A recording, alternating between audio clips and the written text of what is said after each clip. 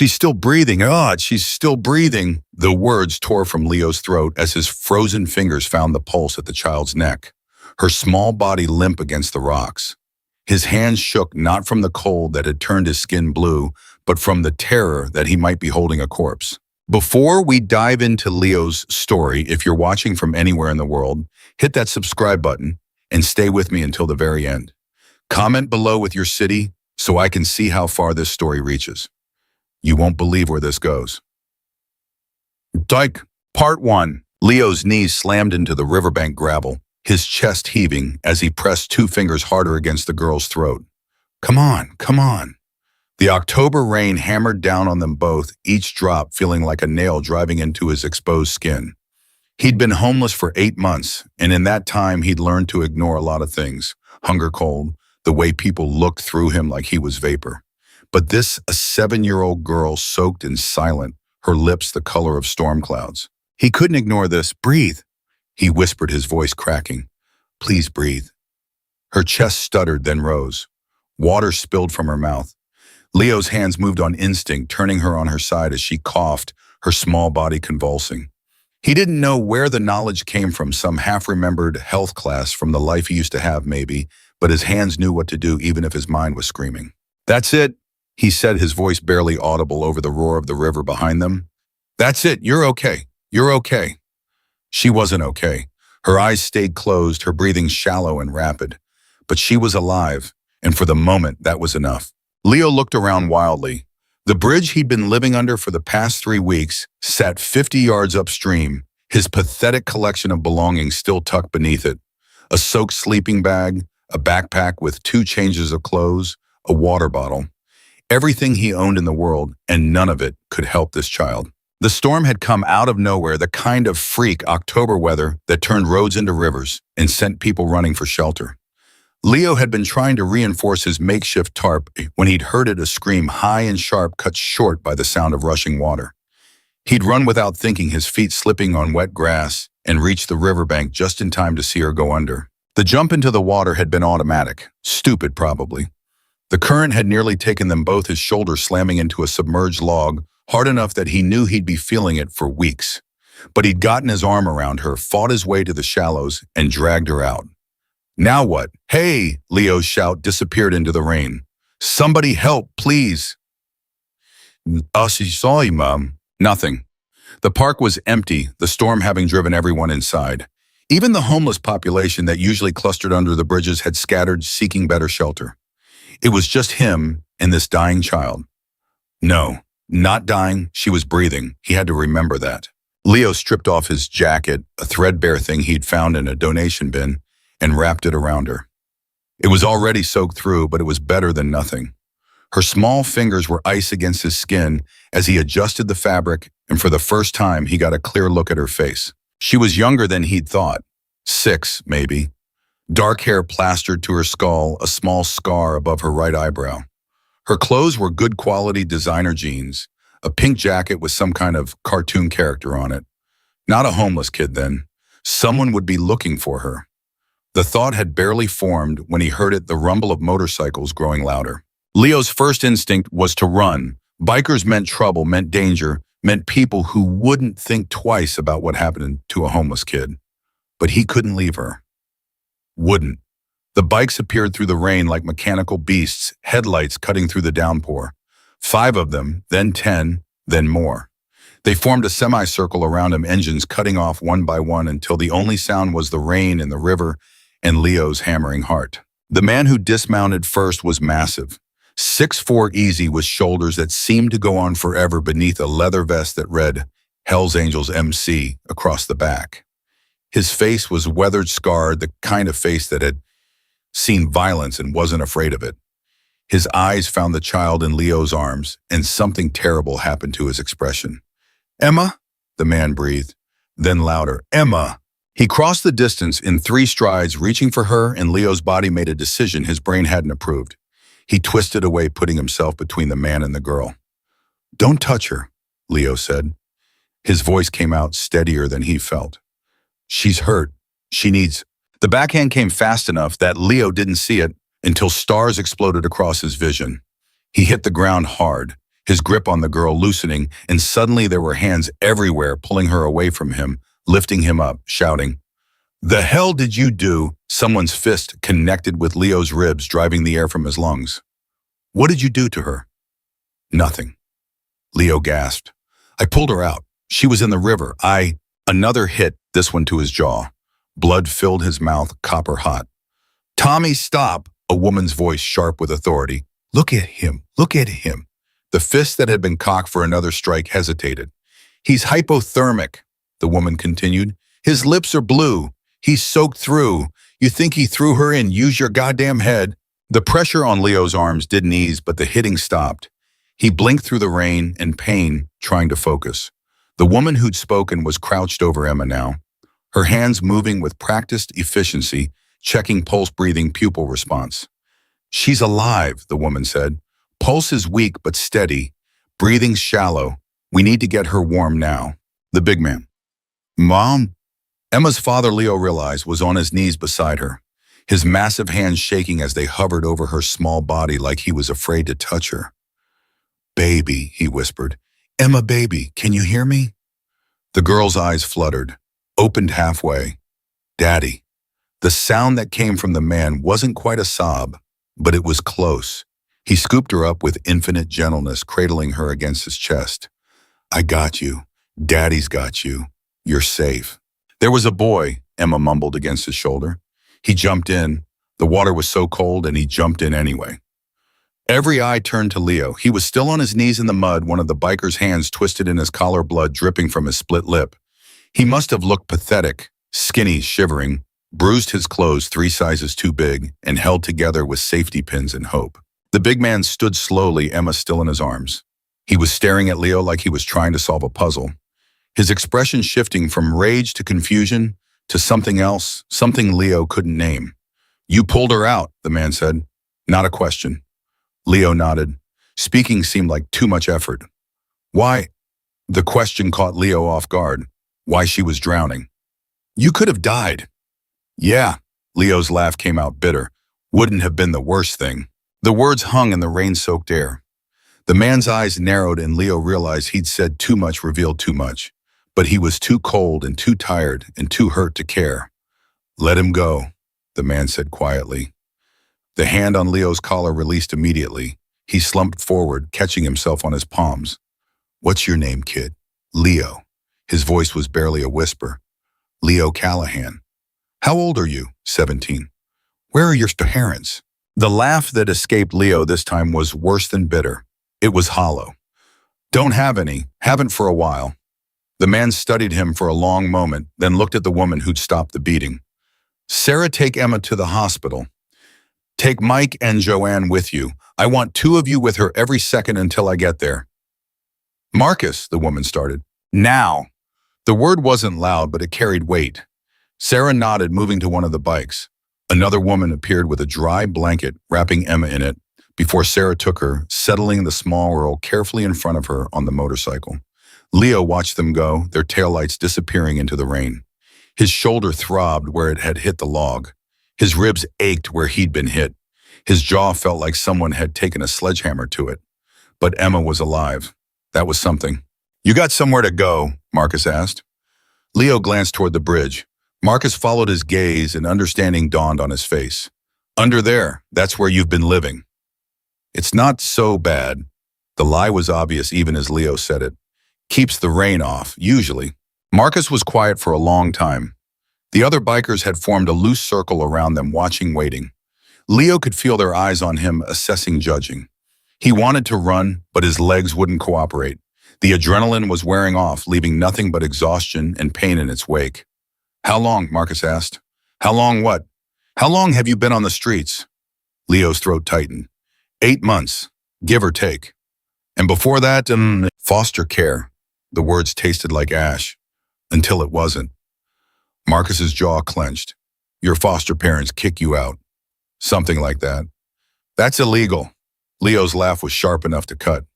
"Yeah, well, a lot of things are illegal that still happen."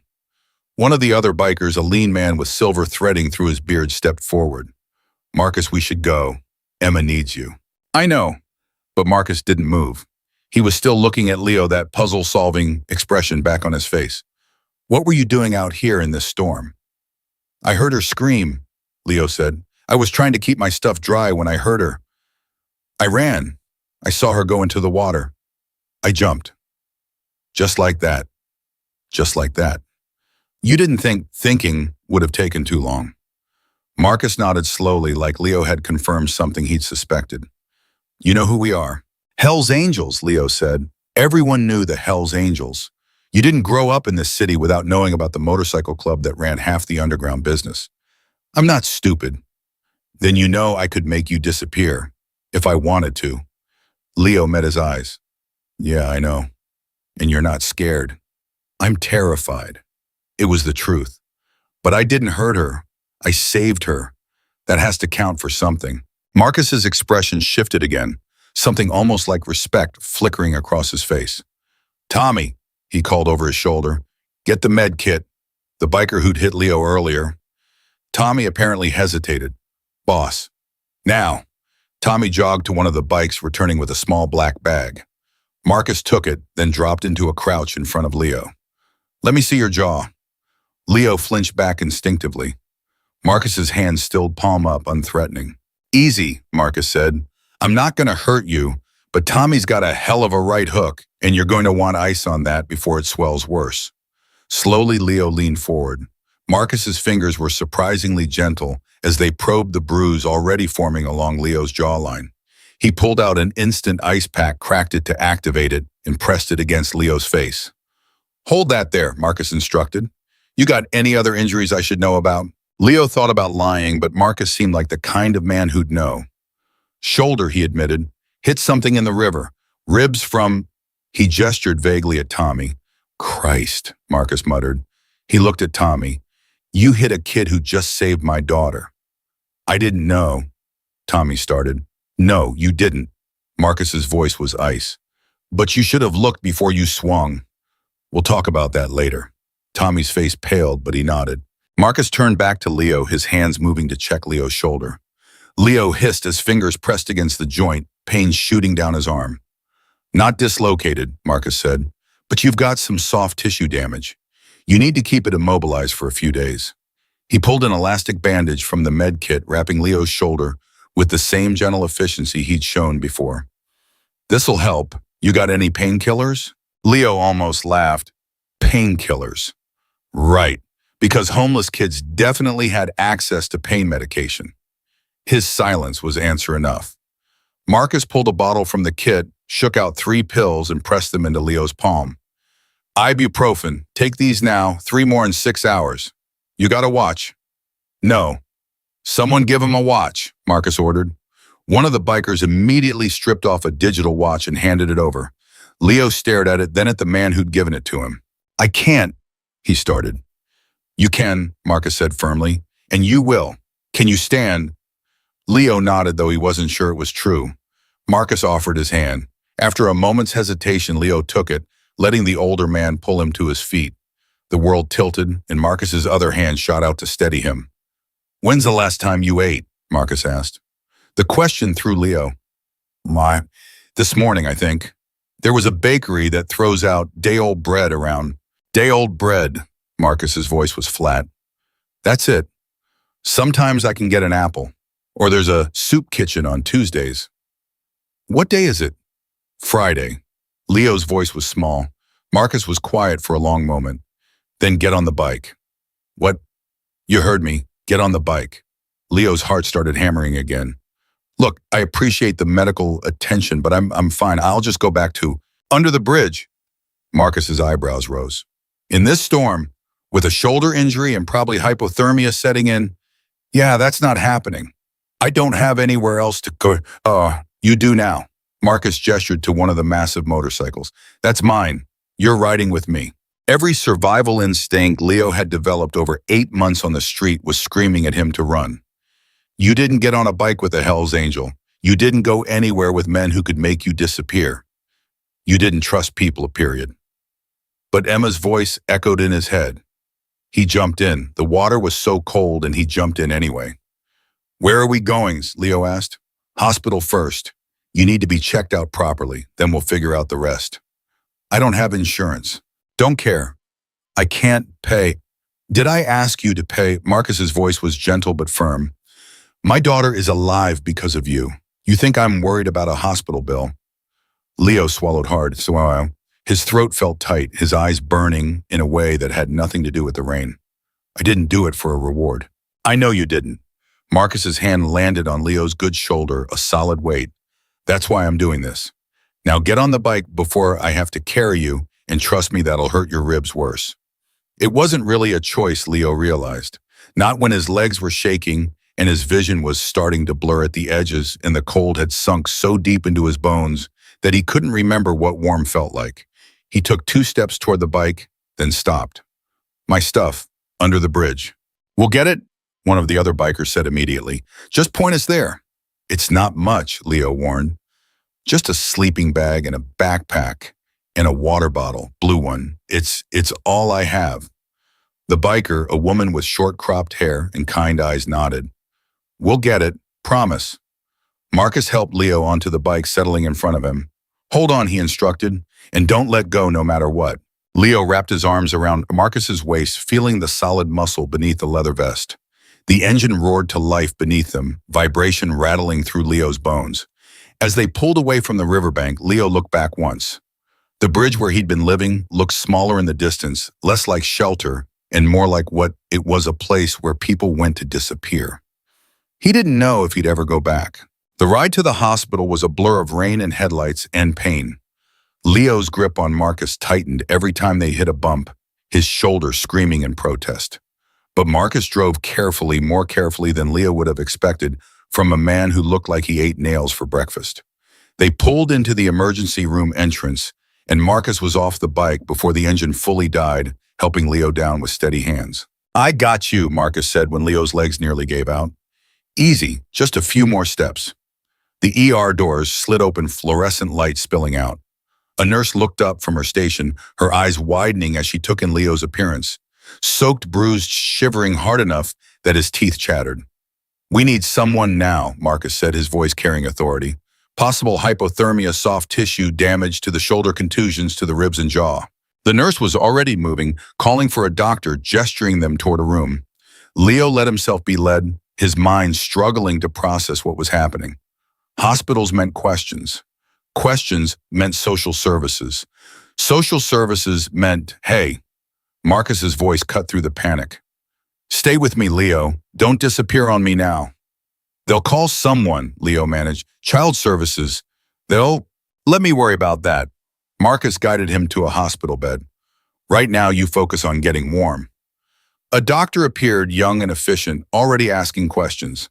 How long had he been in the water? What was his core temperature? Had he lost consciousness at any point? Marcus answered what he could, his hand never leaving Leo's good shoulder. An anchor point, something solid in a world that had tilted sideways. They stripped Leo's wet clothes, replacing them with a hospital gown that was thin but blessedly dry. Warm blankets followed, piled on, until Leo felt like he was being buried. An IV went into his arm, warm fluids, the doctor explained, to bring his core temperature up safely. The shivering got worse before it got better, his whole body convulsing hard enough that the bed shook. Marcus stayed his presence steady and unmovable, occasionally speaking in low tones to the medical staff. Slowly, painfully, the warmth started to seep back in. With it came exhaustion so profound that Leo could barely keep his eyes open. Sleep, Marcus said quietly. I'll be here when you wake up. You should go, Leo mumbled. Emma needs you. Emma's fine, Sarah texted. She's awake and asking for hot chocolate. Marcus's voice was soft. She's also asking about you. Wants to make sure you're okay. Tell her I'm fine. I'll tell her the truth, that you saved her life and we're taking care of you now. Leo's eyes were already closing. The last thing he felt before sleep took him was Marcus's hand still steady on his shoulder, keeping him anchored to the world. When he woke, the room was darker. The IV was still in his arm, but the shivering had stopped. He felt warm for the first time in months, the kind of warm that sank into your bones and made you forget what cold felt like. Marcus was still there, slumped in a chair beside the bed, his eyes closed. He looked older in sleep, the lines in his face deeper, but also somehow gentler. human in a way that was hard to reconcile with the intimidating figure he'd been at the riverbank. Leo's movement must have made some sound because Marcus's eyes opened immediately, alert and focused. "Hey," Marcus said. "How you feeling?" "Warm." Leo's voice was rough. "Really warm." A small smile crossed Marcus's face. "Good. Doctor says your core temp is back to normal. Shoulder's going to hurt like hell for a while, but nothing's torn. You got lucky." "Lucky," Leo repeated. The word felt foreign. "Emma's doing fine," Marcus continued. "Mild hypothermia, some bruising. They're keeping her overnight for observation, but she'll be okay. Thanks to you." Leo didn't know what to say to that. He'd been on the receiving end of so much violence in his life that being thanked for something felt like a different language. "The social worker came by while you were sleeping," Marcus said, his tone careful. "Asked some questions." Leo's stomach dropped. "What did you tell them?" "The truth, that you're 17 homeless, and you saved my daughter's life." Marcus leaned forward, his elbows on his knees. "But I left some things out, too." "Like what?" "Like whether you had somewhere safe to go, whether there was anyone who could take responsibility for you." Marcus's eyes were steady on Leo's face. "I told them I'd handle it, that you'd be staying with me until we figured out a longer-term solution." Leo's breath caught. "Why would you do that?"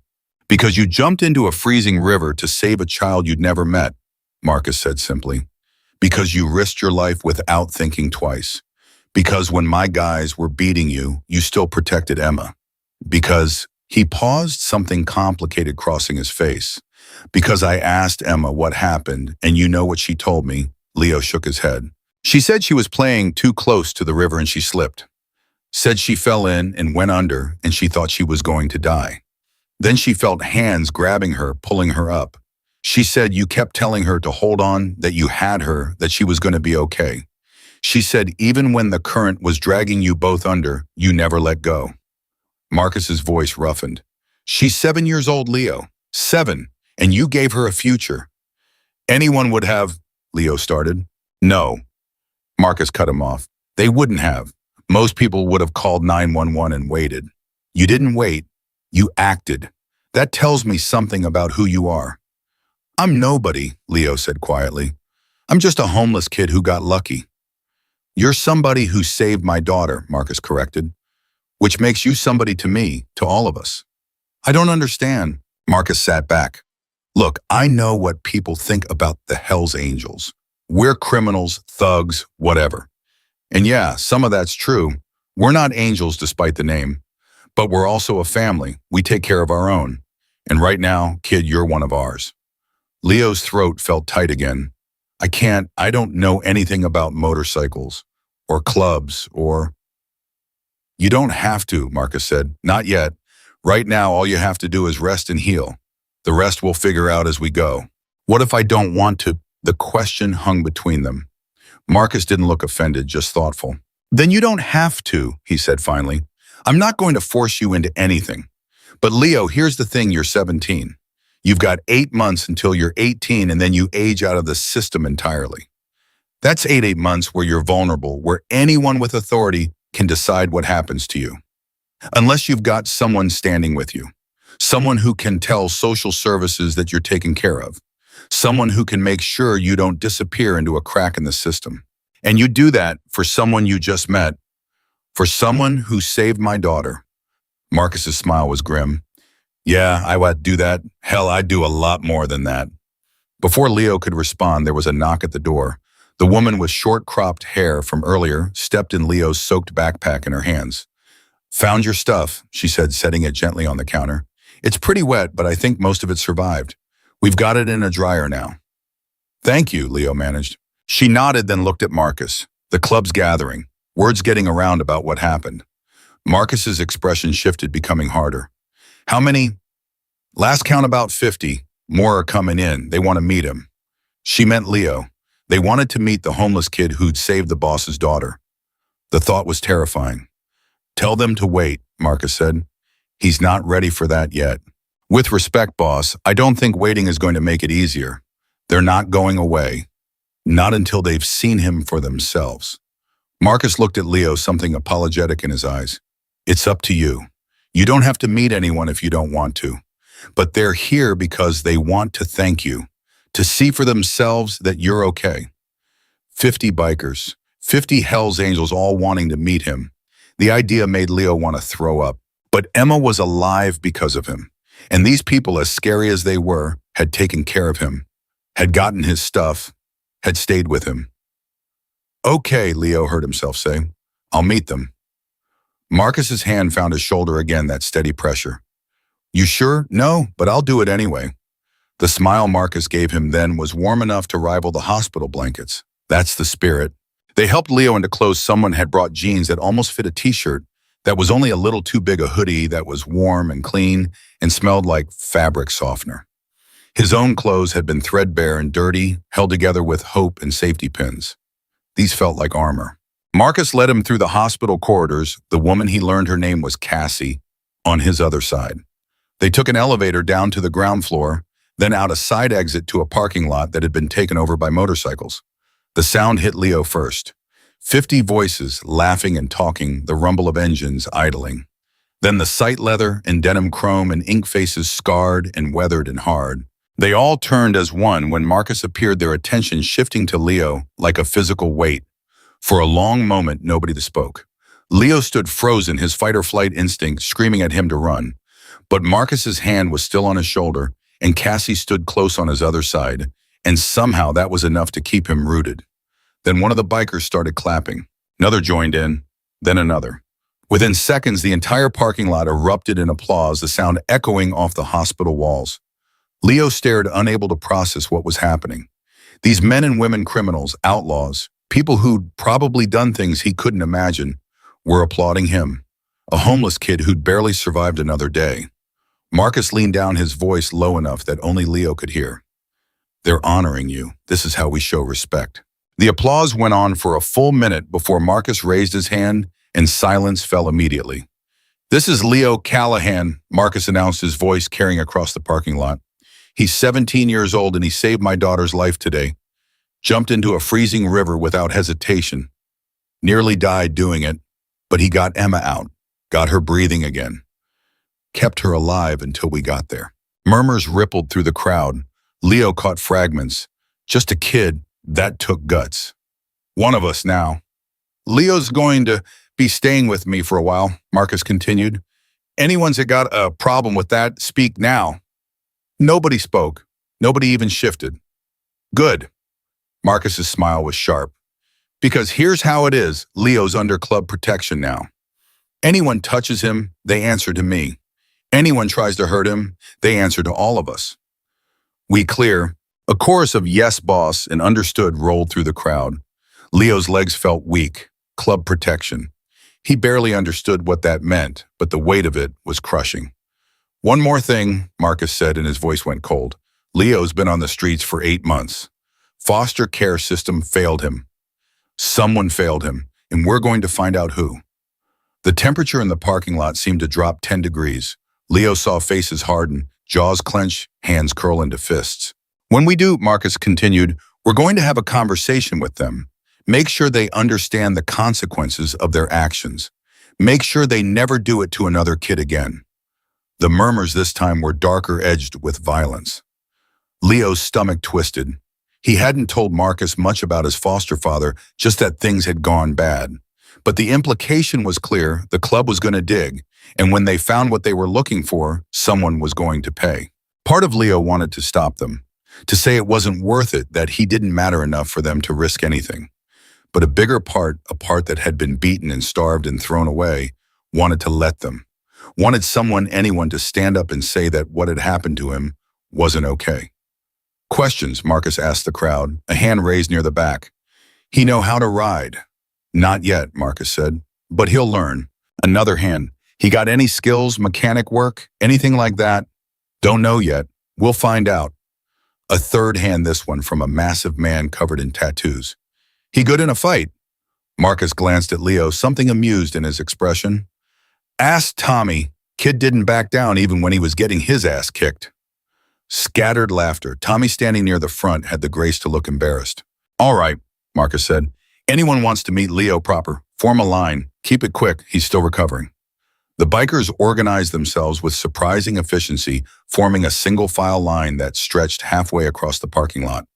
One by one, they approached Leo, each offering a handshake or a nod, a few words of welcome or respect. Good job, kid. Thanks for saving Emma. You need anything, you let us know. Welcome to the family. The words blurred together, overwhelming in their sincerity.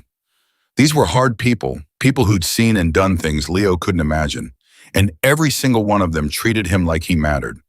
By the time the last person had shaken his hand, an older woman with silver braids and kind eyes, who pressed a chocolate bar into his palm with a wink, Leo's head was spinning.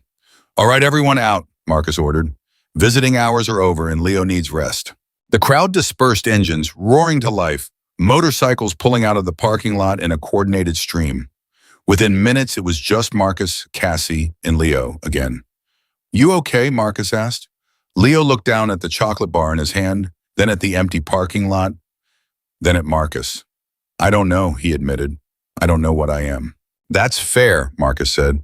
Come on, let's get you back inside. Doctor wants to keep you overnight for observation, and I'm not arguing with that. They headed back toward the hospital entrance, but Leo stopped halfway there, a question burning in his throat. Why, he asked. Why are you doing all this? You don't know me. You don't owe me anything. Marcus turned his expression serious. You're wrong about that. I owe you everything. My daughter is alive because of you. That's a debt I can never fully repay. But more than that, he paused, choosing his words carefully. I see something in you, Leo. Something that deserves a chance. You've been beaten down, thrown away, treated like you don't matter, but you do, and I'm going to make sure you know that. Leo's vision blurred, tears he'd been holding back for months finally breaking through. He tried to wipe them away, embarrassed, but Marcus's hand caught his wrist gently. None of that, Marcus said quietly. You cry if you need to. Ain't no shame in it. So Leo did. Standing in a hospital parking lot, surrounded by the sound of distant engines and the smell of rain, he cried. For the first time since he'd run from his foster home, for the first time in 8 months of survival and fear and loneliness, he let himself break. And Marcus stood with him through all of it, steady and solid and unshakable until the tears ran dry and Leo could breathe again. Better? Marcus asked. Yeah, Leo said and meant it. Better. They headed inside, back to the warm room and clean sheets and the promise of safety, and for the first time in longer than Leo could remember, he let himself hope that maybe, just maybe, things were going to be okay. The hospital room felt smaller when Leo woke the second time. Morning light filtered through the blinds, weak and gray, and for a disorienting moment he couldn't remember where he was. Then it came back, the river, Emma, Marcus, the parking lot full of bikers who'd applauded him like he was somebody worth knowing. The chair beside his bed was empty now. Marcus had left a note on the bedside table, his handwriting surprisingly neat. Gone to get Emma, back by 9, don't leave M. Leo checked the digital watch someone had given him. 8:42. He had 18 minutes before Marcus returned, 18 minutes to decide if he was going to stay or run. Running was safer. Running was what he knew. 8 months on the streets had taught him that staying in one place too long meant questions, meant people getting too close, meant eventually someone would look at him hard enough to see all the broken pieces he tried to keep hidden.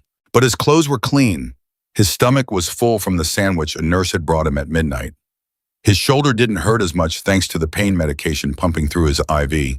And for the first time since he'd left his foster home, he'd slept without one eye open, without jerking awake at every sound. The door opened. Leo tensed, ready to bolt, but it was just Cassie carrying a duffel bag. Morning, she said. Marcus figured you'd need some things. Real clothes, toiletries, stuff like that. Some of it's new, some of it's from the club's donation stash. Nothing fancy, but it's clean.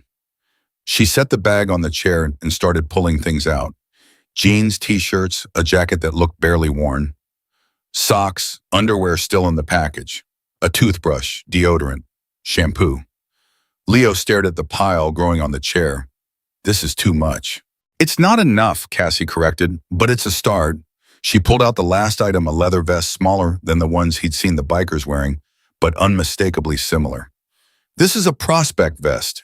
Means you're under consideration to join. You don't have to wear it if you don't want to, but Marcus thought, I can't join a motorcycle club, Leo interrupted. I'm 17. I don't know anything about bikes. I don't. You don't have to join, Cassie said calmly. The vest is symbolic. It tells people you're under our protection, that you're not alone anymore. But if it makes you uncomfortable, leave it in the bag, no pressure. She sat down in the chair, her expression thoughtful. Can I ask you something, Leo? He nodded warily. What are you so afraid of? The question caught him off guard. I'm not. You are. I can see it in your eyes. Every time someone offers you something, you look like you're waiting for the catch, like you can't believe anyone would help you without wanting something in return. Her voice was gentle but firm. What happened to you? And don't tell me it was just foster care going bad. I've seen kids come out of the system. You've got something else in your eyes, something darker. Leo's throat went tight. He looked away, focusing on the pile of clothes instead of Cassie's too perceptive gaze. His name was Richard Callahan, Leo said finally. He and his wife adopted me when I was 9. Said they wanted a son. Said I was special, that they'd chosen me. The words tasted bitter. Turns out what Richard really wanted was a punching bag that couldn't fight back, and someone he could parade around at his fancy business dinners to make himself look charitable. Cassie didn't interrupt. She just listened, her expression darkening with every word. It was fine at first. I mean, it wasn't great, but it was better than the group home. Then his wife died when I was 14. Cancer. After that, Richard stopped pretending to care. He'd come home drunk and, Leo stopped, his hands clenching into fists. He had rules, lots of rules. If I broke them, he'd make sure I remembered not to do it again. He hit you, Cassie said flatly. Hit, kicked, threw things. One time he broke my arm because I forgot to take out the trash. Told the hospital I fell down the stairs. Leo laughed, but there was no humor in it. Social workers believed him. Why wouldn't they? He's Richard Callahan, CEO of Callahan Industries. Millionaire, philanthropist, upstanding citizen. And you ran. I ran, Leo confirmed. 8 months ago, he came home with his lawyer friend and 3 bottles of whiskey, and I knew how that night was going to end. So I grabbed what I could fit in my backpack, and I left. Slept in a park that first night. Figured I'd go back when he sobered up, but then I thought, why go back to that? So I didn't. Cassie was quiet for a long moment. When she spoke, her voice was ice. Richard Callahan, Callahan Industries. The tech company that's always in the news for their innovative workplace culture. That's the one. Does Marcus know about this? I told him I was in foster care. I didn't tell him the name. Leo met her eyes. And I don't want you to tell him either. Why the hell not? Because what's he going to do? Go after Richard, get himself arrested? I'm not worth that. Cassie stood abruptly, her chair scraping against the floor. Listen to me very carefully, Leo. You keep saying you're not worth things, not worth help, not worth protection, not worth someone taking a risk for you. But you know what? That's bullshit. You jumped in a freezing river to save a little girl you'd never met. You nearly died doing it. That tells me exactly how much you're worth, even if you can't see it yourself. That's different. It's not different. It's who you are. You put someone else's life ahead of your own without thinking twice. That's the definition of worth, kid. She crossed her arms. And for the record, I am going to tell Marcus, because he asked me to find out what happened to you, and I don't lie to my club president. But I'll give you the chance to tell him yourself first. He'll be here in, she checked her watch, about 5 minutes. Your call. Leo's stomach dropped. Cassie, please. 5 minutes, she repeated, then walked out, closing the door firmly behind her. Leo sat frozen, his heart pounding. Richard's face flashed through his mind, cold eyes, expensive suit. That smile he wore when he was about to make Leo pay for something. Richard had connections, money, power. If Marcus went after him, if the club made this a thing, Richard would destroy them. He'd destroyed bigger problems than a motorcycle club before. The door opened again. Marcus walked in, Emma's small hand clasped in his. The little girl's face lit up when she saw Leo. You're awake, she said, pulling free from her father and rushing to Leo's bedside. Daddy said you were okay, but I wanted to see for myself. Does your shoulder still hurt? Mine hurts a little, but the doctor said it'll get better. Are you really going to stay with us? Daddy said you might. I think you should. I told him you were brave, and brave people should get to have families. And Emma breathed, Marcus said, amusement coloring his voice. He looked at Leo. She's been talking about you nonstop since she woke up. You're officially her hero. Emma climbed onto the bed beside Leo, careful of his IV. Thank you for saving me, she said seriously. I was really scared. The water was so cold and dark and I couldn't breathe, and then you were there and you told me to hold on, and I did, and now I'm okay. I'm glad you're okay, Leo managed. His throat felt tight again. Are you okay? Emma asked. You look sad. I'm fine. You're lying. Emma's directness was startling. My teacher says people get a look when they're lying. You have the look. Marcus moved closer, his expression sharpening. Emma, why don't you go find Aunt Sarah? I think she was getting coffee down the hall. But now, sweetheart. Emma pouted but obeyed, sliding off the bed and heading for the door. She paused at the threshold. I'm glad you're staying with us, Leo, even if you look sad right now. Then she was gone, and it was just Leo and Marcus and the weight of everything Leo hadn't said. Marcus pulled the chair closer to the bed and sat down. Cassie came to see you. It wasn't a question. Leo nodded. She said you had a story to tell me. Something about your foster father. Marcus's voice was careful, controlled. Is that true? Leo's hands clenched in the hospital sheets. Every instinct screamed at him to lie, to deflect, to run. But Emma's words echoed in his head. You have the look, and he was so tired of lying, so tired of carrying everything alone.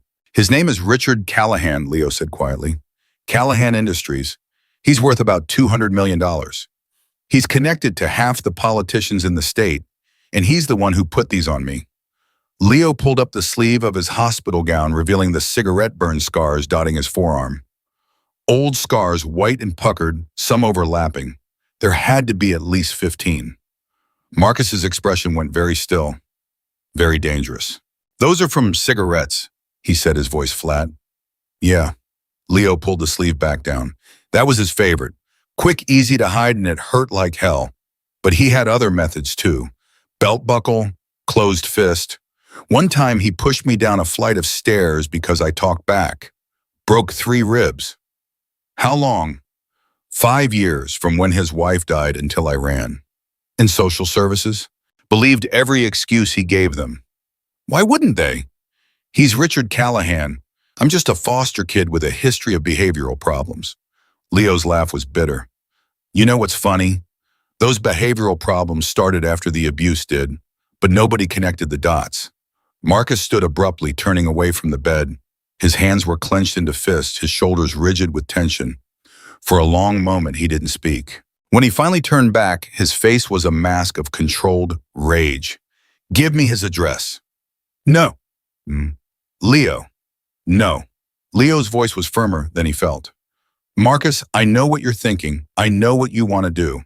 But Richard Callahan isn't some low-level dealer or thug you can intimidate. He's got lawyers, security, connections to people who could shut down the club without breaking a sweat. If you go after him, he'll destroy you. I don't care. Well, I do.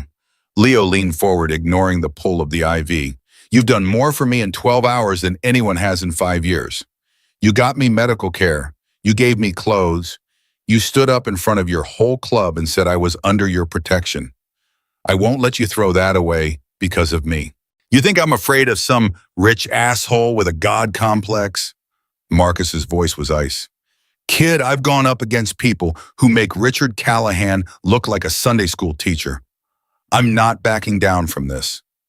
Then you're going to get yourself killed, or arrested, or both. Leo's hands were shaking now. And for what revenge justice? It won't change what happened. It won't take back the scars. It'll just create more problems. Marcus moved back to the bed, his eyes locked on Leo's. Let me tell you something about the Hells Angels. We don't forgive people who hurt kids. We don't forget, and we sure as hell don't let them get away with it. Richard Callahan put his hands on you for 5 years, tortured you, drove you to live on the streets rather than stay in his house. You think I'm going to let that slide?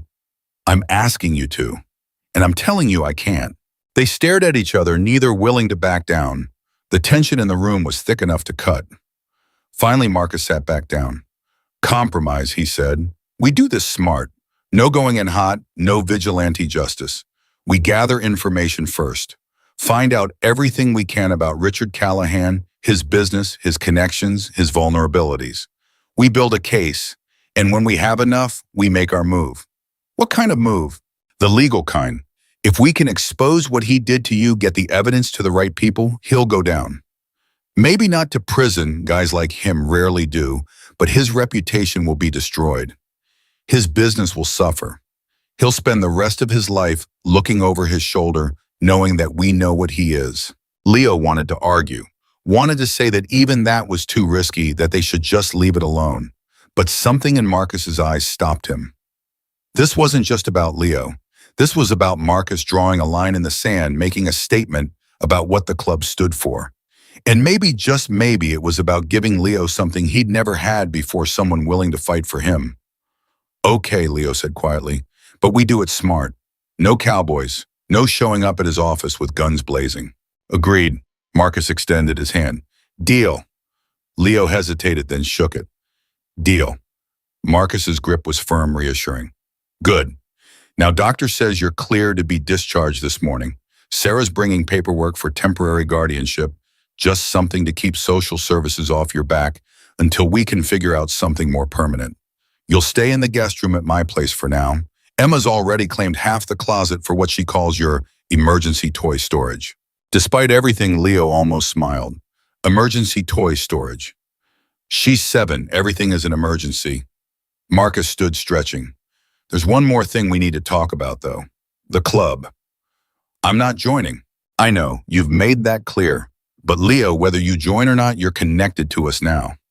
Word's already spreading about what you did. Other clubs are going to want to know who you are, where you fit. If you're not officially under our protection, if you're not wearing our patch, some of them might see you as a target. Leo's stomach twisted. What kind of target? The kind where they try to use you to get to me, to the club.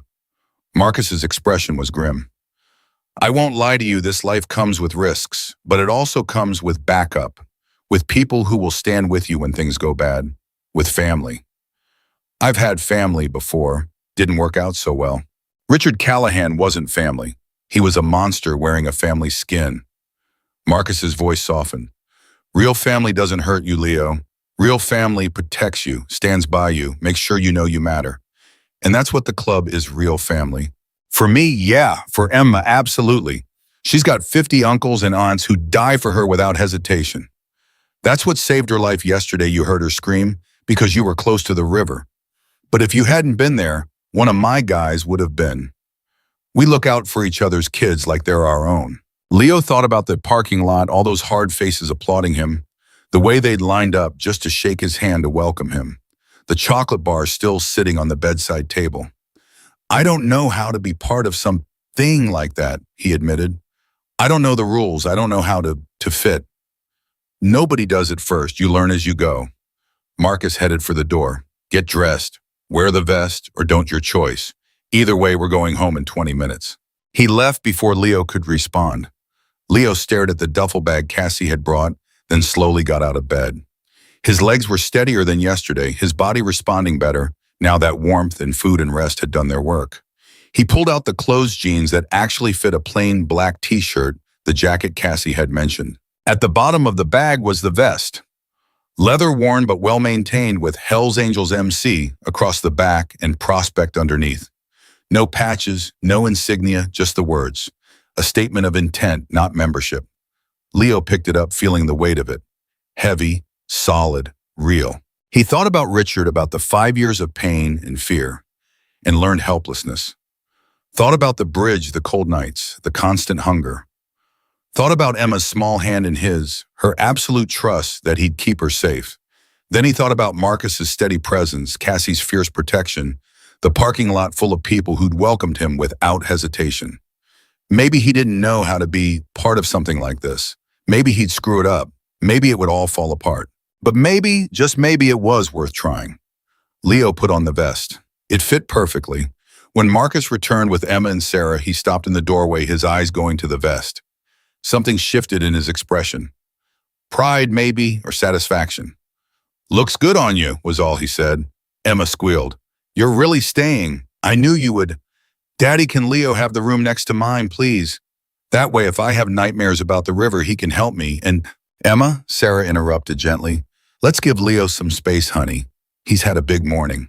But Emma was already at Leo's side taking his hand. You're gonna love it at our house. We have a dog named Rusty, and he's really old, but he's nice. And we have a pool, but Daddy says I'm not allowed near it without supervision anymore because of what happened, and we have a big TV and she kept talking as they made their way out of the hospital, her chatter filling the spaces where Leo's anxiety tried to creep in. Marcus walked on his other side, a solid presence, while Sarah handled the discharge paperwork with efficient ease. The parking lot had fewer bikes than yesterday, but there were still at least 20. The bikers looked up as they approached, and Leo saw the moment they registered the vest. Saw the nods of approval, the slight smiles the way they straightened as if coming to attention. Prospect, one of them called out. Good choice, boss. We'll see if he survives training, Marcus replied, but there was warmth in his voice. Leo climbed onto Marcus's bike again. Emma strapped securely in a sidecar attachment that Marcus connected with practiced ease. The engine roared to life, and suddenly they were moving, the hospital falling away behind them. The ride to Marcus's house took 20 minutes. They left the city behind, heading into suburbs that gradually gave way to larger properties with actual land between them. When Marcus finally turned onto a long driveway, Leo's breath caught. The house was massive, 2 stories sprawling with a wraparound porch and what looked like acres of property behind it. Nothing like the cramped apartment Richard had kept him in, nothing like the group homes before that. It's a lot, I know, Marcus said, helping Emma out of the sidecar, but most of it's empty. Just me and Emma rattling around. Having you here will actually make it feel more like a home. Inside was just as impressive: high ceilings, hardwood floors, furniture that looked both comfortable and expensive. Photos covered the walls, mostly of Emma at various ages, some of Marcus with other club members, a few of a woman who must have been Emma's mother. She died 3 years ago, Marcus said quietly, catching Leo's gaze. Cancer, same as Richard's wife. But she made me promise to take care of Emma, to make sure she grew up knowing she was loved. So that's what I do. I'm sorry, Leo said. Me too. Marcus set Emma down. Go pick out some toys for Leo's emergency storage, sweetheart. I'll get him settled in. Emma raced upstairs, her footsteps thundering. Marcus led Leo up a different staircase to a hallway lined with doors. That's my room, Marcus said, pointing to the end. That's Emma's. That's the bathroom you'll share. There's a master bath in my room. And this, he opened a door, is yours. The room was easily twice the size of Richard's guest room had been. A queen bed dominated one wall, covered in a simple blue comforter. A desk sat under the window. A dresser stood against another wall. A closet door was ajar, showing empty hangers. It's not much, Marcus started. It's perfect, Leo interrupted. His voice cracked on the last word. Marcus's hand landed on his good shoulder. Bathroom stocked with toiletries. Dresser's empty, you can put your stuff wherever you want. There's a TV in the living room downstairs, and Emma will probably want to show you every movie she owns. Kitchen's open 24/7. You get hungry, you eat. You need anything you ask. House rules are simple. No drugs, no stealing, no hurting Emma. Everything else we figure out as we go. That's it. Those are the only rules. That's it. Marcus moved toward the door. Unpack. Rest. When you're ready, come downstairs. Club meeting tonight at 7. You don't have to come if you don't want to, but you're welcome if you do. We'll be discussing next steps regarding Richard Callahan. He left before Leo could respond. Leo stood in the center of the room, the duffel bag at his feet, and tried to process what was happening. 24 hours ago, he'd been under a bridge, cold and hungry and invisible. Now he was standing in a bedroom that was his, in a house with people who wanted him there, wearing a vest that marked him as protected. It felt like a dream, like any second he'd wake up back in the cold and all of this would disappear. But the bed was real when he sat on it. The walls were solid when he touched them. And when he looked in the mirror above the dresser, he saw himself wearing the Prospect vest, saw the way it changed his silhouette from anonymous street kid to something else, something that belonged. Emma appeared in the doorway, her arms full of stuffed animals. I brought you some friends, she announced. This is Mr. Whiskers. He's a cat, but he doesn't mind dogs. This is Rainbow Dash. She's from My Little Pony. This is Emma, Leo interrupted gently. Why are you doing this? She tilted her head, confused. Doing what? Being nice to me. You don't even know me. You saved my life, Emma said like it was the simplest thing in the world. That means you're family now, and family takes care of each other. Daddy says so. She dumped the stuffed animals on his bed and climbed up beside them. Do you like movies? I have a lot of movies. Frozen is my favorite, but I also like Moana and Tangled and, oh, have you seen Encanto? It's really good. We could watch it tonight if you want. Daddy makes really good popcorn. Leo stared at this small girl who'd nearly died yesterday, who should be traumatized or scared, who instead was sitting on his bed offering him stuffed animals and movie recommendations like they'd known each other forever. I'd like that, he heard himself say. Watching a movie. That sounds good. Emma's smile was bright enough to hurt. Great, I'll tell Daddy. Oh, and Rusty wants to meet you. He's downstairs. He's really old. He's 13, but he's still a good dog. Come on. She grabbed his hand and pulled him out of the room before he could protest. They thundered down the stairs together, Emma's chatter filling the air, and Leo let himself be pulled along, let himself surrender to the momentum of this strange new life. The dog, Rusty, an ancient golden retriever, lifted his head from his bed by the fireplace and thumped his tail lazily. Emma made the introduction with all the seriousness of a royal presentation. Rusty, this is Leo. Leo, this is Rusty. He likes belly rubs and cheese, but Daddy says, not too much cheese because it makes him gassy. Leo crouched down, extending his hand. Rusty sniffed it, then licked his fingers, apparently deciding Leo was acceptable. When Leo scratched behind his ears, the dog's tail thumped harder. He likes you, Emma declared. That's good. Rusty's a good judge of character. Daddy says so. Marcus appeared in the kitchen doorway. Emma, give Leo some breathing room. He's had a long day. But we're going to watch Encanto tonight and that's fine. But right now, Leo needs some quiet time. Go do your homework. I don't have homework. It's Saturday. Then go clean your room. It's already clean. Emma. Marcus's voice held that parental warning tone. She sighed dramatically but obeyed, giving Leo a quick hug before racing back upstairs. Leo stood slowly, Rusty following him with hopeful eyes. She gets like that when she's processing something traumatic, Marcus explained. Talks a mile a minute, tries to make everything normal again. Give her a few days and she'll settle down. I don't mind, Leo said honestly. It's nice. The noise. Marcus studied him for a moment. When's the last time you were in a real home, Leo? Not a group facility, not Richard's house. A real home where people actually wanted you there. Leo had to think about it. I was 8, he said finally, before my mom died. We had an apartment, just the two of us. It was small and kind of crappy, but it was home. After she died, there was no part of the family, so I went into the system. That's 9 years, Marcus said quietly. 9 years without a real home. I survived. Surviving isn't living.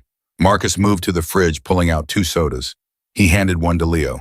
Living is what happens when you feel safe enough to stop looking over your shoulder. When you can sleep through the night without worrying about what tomorrow will bring. When you have people who care if you make it home. He popped open his soda. That's what I'm offering you, Leo. Not just a room and 3 meals a day, a home. A place where you can stop surviving and start living. Think you can handle that? Leo's throat was tight again, his eyes burning. He'd cried more in the last 24 hours than he had in 5 years, and he was getting sick of it. But Marcus's words had hit something deep, something he'd buried so far down he'd almost forgotten it existed. The hope that maybe somewhere someone would want him around. Not for what he could do for them, not because of obligation or duty, but just because he mattered. I can try, Leo said, his voice rough. That's all I'm asking. Marcus raised his soda. To new beginnings. Leo raised his own can, the clink of aluminum against aluminum sounding like a promise. To new beginnings. They drank, and for the first time in 9 years, Leo let himself believe that maybe, just maybe, he'd finally found his way home. The club meeting started at 7 sharp, and by 6:30, motorcycles were already lining Marcus's driveway like mechanical soldiers preparing for war. Leo watched from his bedroom window, his stomach churning with anxiety he couldn't quite name. He'd changed shirts 3 times before settling on the plain black one, the prospect vest laid out on his bed like a question he hadn't answered yet. A knock on the door made him jump. It's me, Emma called. Can I come in? Yeah. She pushed the door open, already in her pajamas, even though it was barely evening. Daddy says the meeting's going to be boring and I have to stay upstairs. but I wanted to give you this first. She held out a small plastic bracelet, the kind kids got from carnival games. It was purple and said, "Best friend," in glittery letters. I made it at school, Emma explained. Well, I didn't make it. I won it at the fall festival, but I want you to have it. For luck. Leo took it carefully, the cheap plastic feeling absurdly precious in his palm. Emma, I can't. You have to. Best friends give each other things. That's the rule. She grabbed his hand and slipped the bracelet onto his wrist before he could protest. There. Now you're officially my best friend, which means you have to come back upstairs after the meeting and tell me if it was boring or cool, okay? Okay, Leo managed. She hugged him quickly, then darted out of the room, her footsteps fading down the hall. Leo stared at the bracelet, this ridiculous piece of plastic that probably cost 50 cents, and felt something crack open in his chest. He put on the vest. Downstairs, the living room had been transformed. Furniture, pushback chairs arranged in a rough circle, the air thick with leather and motor oil and intention. At least 30 bikers filled the space, their conversations dying as Leo appeared in the doorway. Marcus stood near the fireplace, deep in conversation with Tommy and Cassie. He looked up when the room went quiet, his eyes finding Leo immediately. Come here, Marcus said. Not an order, but not quite a request either. Leo crossed the room, acutely aware of every eye tracking his movement. The prospect vest felt heavier with each step, the weight of expectation settling on his shoulders like a physical thing. Everyone, this is Leo Callahan, Marcus announced. As of this morning, he's officially under club protection as a prospect. Anyone has a problem with that, speak now. Silence. Then someone in the back called out, No problem, boss. Others echoed the sentiment, a chorus of acceptance that should have been reassuring, but only made Leo's anxiety spike higher. Good. Marcus gestured to an empty chair beside him. Sit. Listen. You don't have to talk unless you want to, but you need to hear this. Leo sat. The chair was hard, the room too warm, his pulse hammering in his ears. Marcus waited until everyone settled, then began. We're here to discuss Richard Callahan. Cassie ran a preliminary background check this afternoon. Cassie. She stood pulling out a tablet. Richard Callahan, age 52, CEO of Callahan Industries, a tech company specializing in corporate software solutions. Net worth estimated at $200 million. No criminal record. Married once, wife died of cancer 6 years ago. No biological children. One adopted son. She paused, her eyes flicking to Leo. Leo Callahan, age 17, currently listed as a runaway in the state system. Currently listed, Leo's voice cracked. Still, Cassie confirmed. Richard filed a missing persons report 8 months ago. It's still active. He's been giving interviews about it, concerned father looking for his troubled son, offering a $10,000 reward for information leading to your safe return. The room erupted in angry mutters. Leo felt like he'd been punched in the stomach. He's lying, Leo said. He doesn't want me back. He just wants to look good for the cameras. We know, Marcus said quietly, but it complicates things. If we expose what he did to you, his lawyers will claim you're a troubled runaway making up stories for attention. They'll point to the missing persons report as evidence of his concern. They'll make you the villain. So what do we do? Tommy asked. We can't just let him get away with this. We don't, Marcus said. But we need leverage, something concrete that proves Leo's telling the truth. Medical records witnesses something that can't be explained away. I have scars, Leo said. From the cigarettes, from everything. Which he'll say are self-inflicted, Cassie countered. Or from your time on the streets. We need more. A biker near the back spoke up, a woman with silver hair and hard eyes. What about the hospital records when he broke Leo's arm? Check that, Cassie said. Records say accidental fall signed off by both Richard and the attending physician. Unless we can prove the doctor was lying or negligent, it's useless.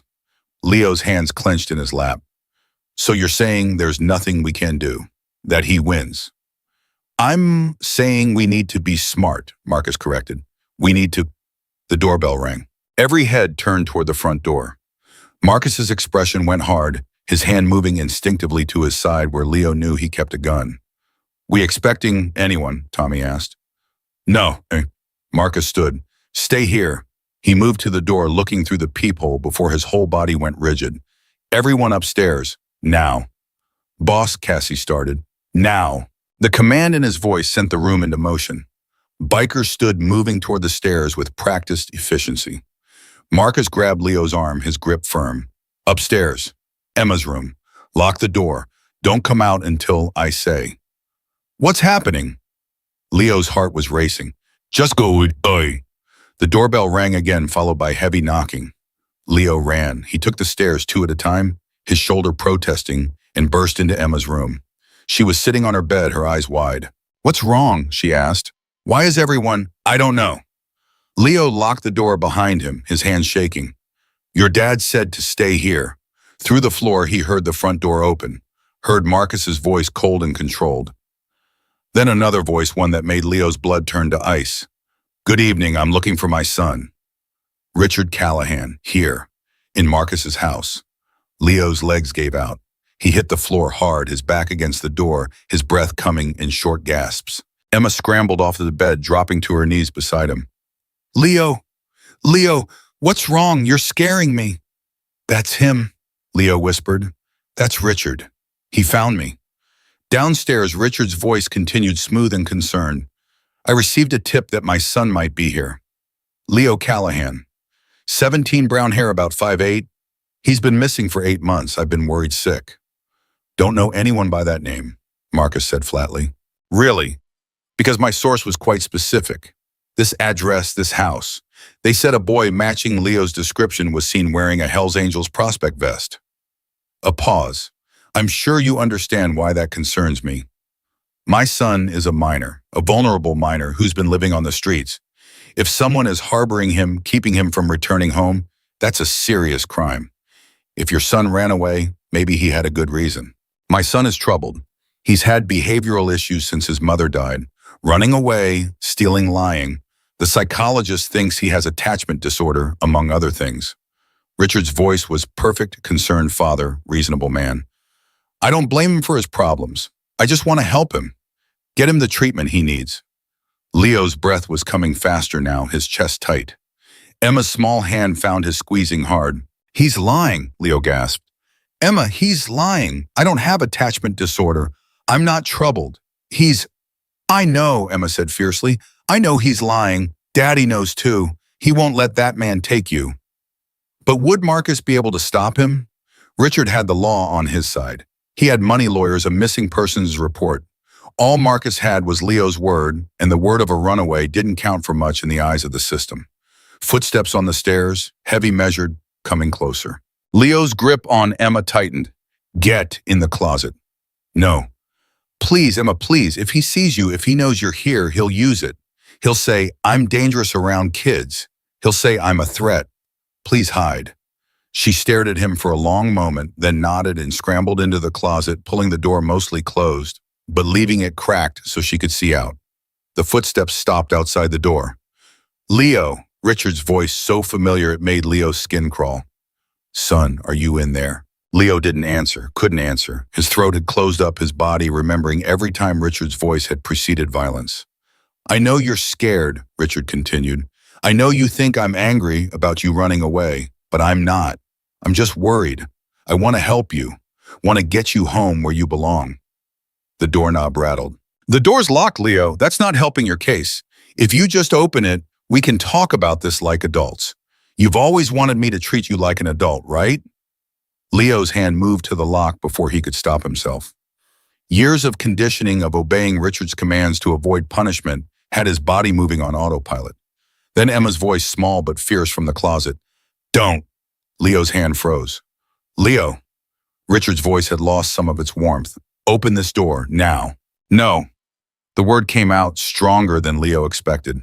He stood slowly, his legs shaking but holding. I'm not going back with you, Leo said loud enough to be heard through the door. I know what you told them downstairs, about me being troubled, having disorders, needing help. But we both know the truth. You want me back because it looks bad losing your adopted son. Looks like you couldn't control me. Looks like you failed. Leo, you're not thinking clearly. I'm thinking perfectly clearly. For the first time in 5 years, I'm thinking clearly. And I know I'd rather die than go back to your house. Silence from the hallway. Then, you ungrateful little shit. There it was, the real Richard, the mask slipping just enough to show the monster underneath. I gave you everything, Richard hissed. A home, food, education. And this is how you repay me, by running away, by spreading lies about me to a motorcycle gang. They're not lies. Who's going to believe you? A runaway with documented behavioral problems versus a respected businessman. You think anyone will take your word over mine? I do. Marcus's voice cold as winter. He must have followed Richard up the stairs. I believe him, Marcus continued. Every word. Because I've seen the scars. Seen the fear in his eyes when your name came up. Seen the way he flinches when someone moves too fast. That's not behavioral problems. That's trauma. And I know exactly who caused it. You have no proof. Don't need proof to know the truth. And neither does Leo. A pause. Now you're going to turn around and walk out of my house. You're going to get in your fancy car and drive away. And you're going to forget you ever had a son. Or what? Richard's laugh was ugly. You'll hurt me, please. I have security waiting outside. One phone call and they'll be in here with law enforcement right behind them. You'll go to prison for harboring a runaway. Your club will be investigated.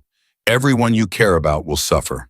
Maybe, Marcus's voice didn't waver, but you'll suffer too. Because the thing about having money and reputation, Richard, it means you have something to lose. And I'm very good at taking things away from people who hurt kids. Is that a threat? It's a promise. You walk away, now we'll call it even. You keep pushing and I'll make it my personal mission to destroy everything you've built. I'll find every skeleton in your closet, every dirty deal, every corner you've cut. And I'll make sure everyone knows exactly what kind of man you really are. Leo's heart was pounding so hard he could hear it in his ears.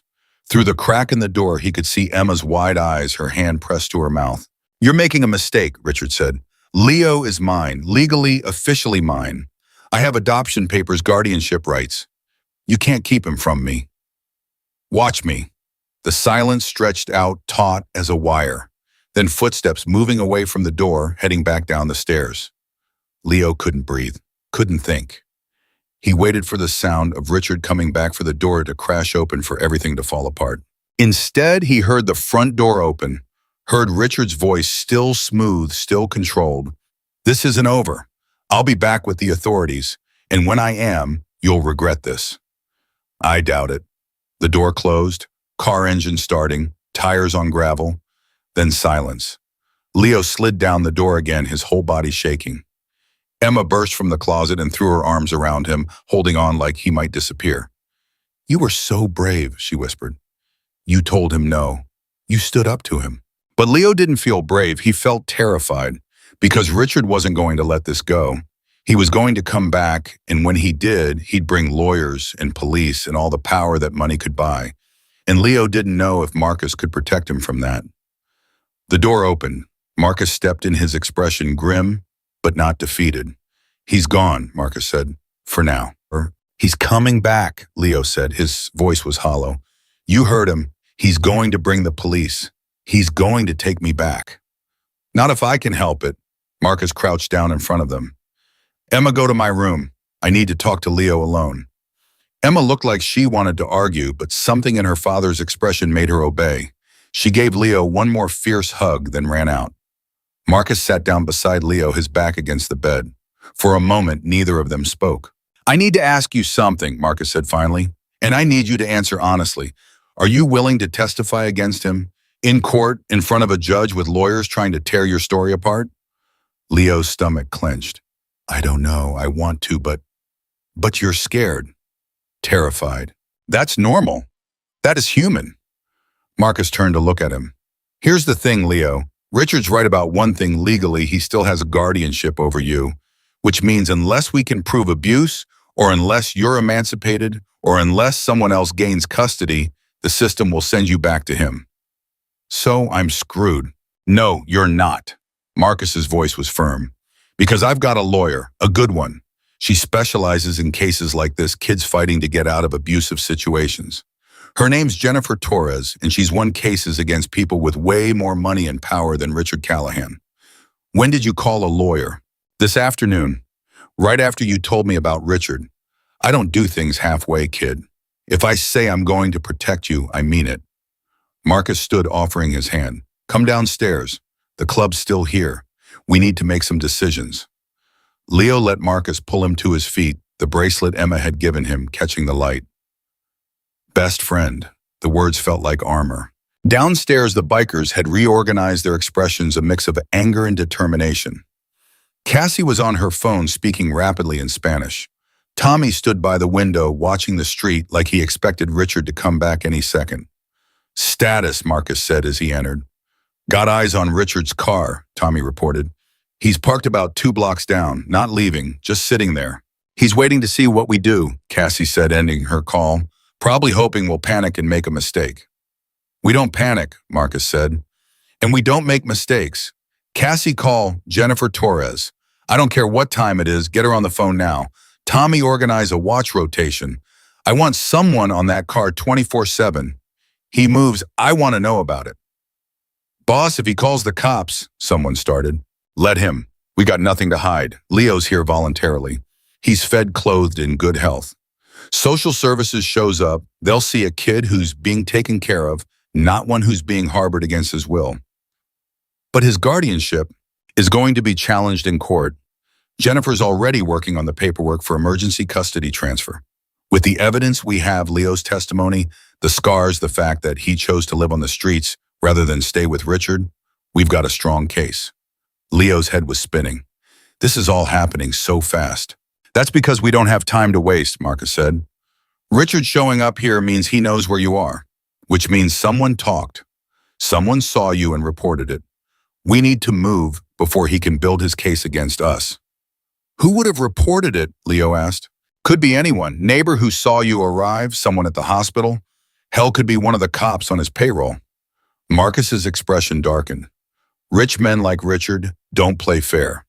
They buy influence, buy loyalty, buy whatever they need to win. The front door opened. Every biker in the room immediately reached for weapons before relaxing as Sarah walked in, followed by a tall woman in a power suit despite the late hour. That was fast, Marcus said. I was already on my way, the woman Jennifer Torres Leo realized replied. She set her briefcase down and looked directly at Leo. You must be Leo Callahan. I've heard a lot about you in the last 6 hours.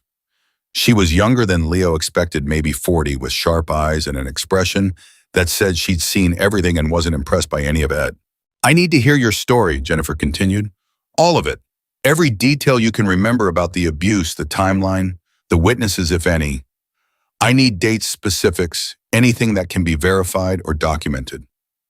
Now, Leo's voice cracked. Now. Because Richard Callahan is sitting 2 blocks away in a $50,000 car, and I guarantee you he's on the phone with his lawyers right now. We need to get ahead of this before he files for emergency custody return tomorrow morning.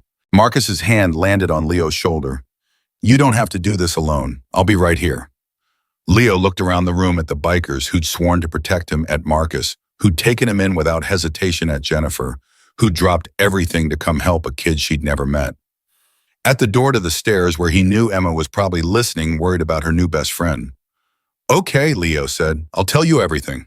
The next 3 hours were the hardest of Leo's life. Jennifer recorded everything on her phone, stopping occasionally to ask clarifying questions or make notes on her tablet. She wanted dates. When did the abuse start? When did it escalate? When did he run? She wanted specifics. What kind of punishments? How often? Whether anyone else was present. She wanted names, teachers, doctors, social workers, anyone who might have seen something. Leo's voice went hoarse. Marcus kept bringing him water, staying close, a steady presence that kept Leo anchored when the memories threatened to pull him under. The hospital visit when your arm was broken, Jennifer said, her pen poised. Who was the attending physician? Dr. Morrison. I don't remember his first name. And he believed Richard's story about the fall. He seemed to. Or maybe he just didn't want to look too close. Richard was charming, kept making jokes, calling me clumsy. The doctor laughed along with him. Jennifer made a note. Medical malpractice isn't my area, but I know people. If Dr. Morrison failed to report suspected abuse, that's a problem. A big one. She asked about the cigarette burns. How many, where, when? Asked if Richard had ever threatened him with worse if he told anyone. Asked about food, was Leo fed regularly, given proper nutrition? Asked about school, was he allowed to attend, to have friends, to participate in activities? By the time Jennifer finally stopped recording, Leo felt hollowed out, like she'd scooped out everything inside him and laid it bare for examination. That's good, Jennifer said, her voice gentler than before. That's really good, Leo. You've given me a lot to work with. Is it enough? Marcus asked. Maybe, maybe not. Judges are unpredictable, especially in cases involving wealthy defendants. But we have some advantages. Leo's age 17, close to 18. His clear preference to stay away from Richard, the physical evidence of the scars, the fact that Richard filed a missing persons report but never mentioned the abuse as a possible reason for Leo running. She stood packing her briefcase. I'm filing emergency motions first thing tomorrow morning. Request for temporary custody transfer to Marcus Brennan, request for a guardian ad litem to represent Leo's interests, and a petition to investigate the conditions of the original adoption and guardianship. How long? Marcus asked. For the hearing, 2, maybe 3 days if we're lucky. For the full case, could be months. She looked at Leo. You need to prepare yourself. This is going to get ugly. Richard's lawyers will try to paint you as a troubled kid making up stories. They'll bring up every bad grade, every detention, every time you got in trouble at a school. They'll say you're being manipulated by Marcus and the club. I can handle it, Leo said. He wasn't sure if it was true, but he said it anyway. Good, because you're going to have to. Jennifer headed for the door. Marcus, keep him safe. Don't let him out of your sight. Richard will try something, grab a setup, something to make you look like the bad guys. Don't give him the opportunity. Understood. Jennifer left and the room slowly emptied as bikers headed home, each stopping to clap Leo on the shoulder or tell him to stay strong. Within an hour, it was just Leo and Marcus and the empty house and the weight of what was coming. You should get some sleep, Marcus said. I don't think I can. Try anyway. Tomorrow's going to be a long day. Leo headed upstairs, his body exhausted but his mind racing. He stopped at Emma's door, knocking softly. Come in, she called. She was still awake, sitting up in bed with a book she clearly wasn't reading. Her eyes were red like she'd been crying. Are you okay? She asked. I don't know, Leo admitted, but I'm still here. That counts for something. Daddy's not going to let that man take you, Emma said fiercely.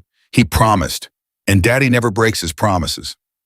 Leo sat on the edge of her bed.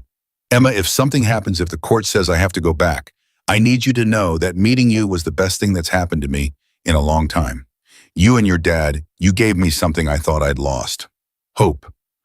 Nothing's going to happen, Emma insisted. You're my best friend. Best friends don't leave. Sometimes they don't have a choice. Then we'll make a choice. We'll fight. She grabbed his hand, the one with the bracelet. Together. Leo squeezed her hand, this small, fierce girl who'd survived a freezing river and come out the other side, still believing in happy endings. Together, he echoed. He went to his room and lay down still, wearing the prospect vest. Through the window, he could see the lights of the city, cold and distant. Somewhere out there, Richard was planning his next move. Somewhere, lawyers were preparing arguments. Somewhere, a judge was going to decide Leo's fate. But here in this room, in this house, surrounded by people who'd chosen to stand with him, Leo felt something he hadn't felt in 5 years. Safe. It wouldn't last. He knew that. Tomorrow would bring new battles, new fears, new reasons to run. But tonight, just for tonight, he was safe. And that was enough. Leo didn't sleep. He lay in the dark, listening to motorcycles patrol the street, their engines a constant reminder that Richard was still out there waiting. At 3 a.m, his phone buzzed, the cheap prepaid Marcus had given him earlier. A text from an unknown number. I know you're awake. Come downstairs. Cassie. He found her in the kitchen laptop, opened 3 empty coffee cups beside her.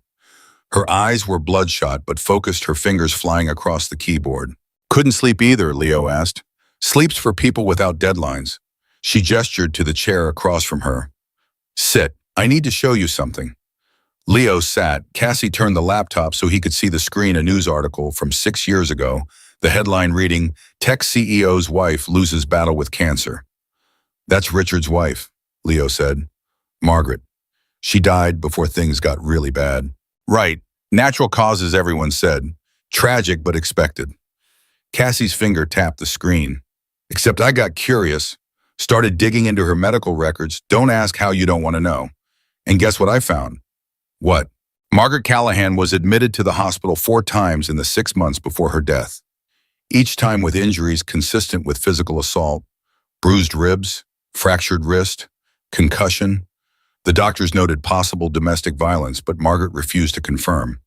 Said she was clumsy, kept falling, had balance issues from the cancer treatment. Leo's blood went cold. He was hitting her too. He was killing her, slowly, and everyone looked the other way because Richard Callahan is untouchable. Cassie pulled up another file. Then I found this Margaret's will. She left everything to a cancer research foundation. Nothing to Richard, nothing to you, even though you had been living with them for 5 years by then. I never knew that.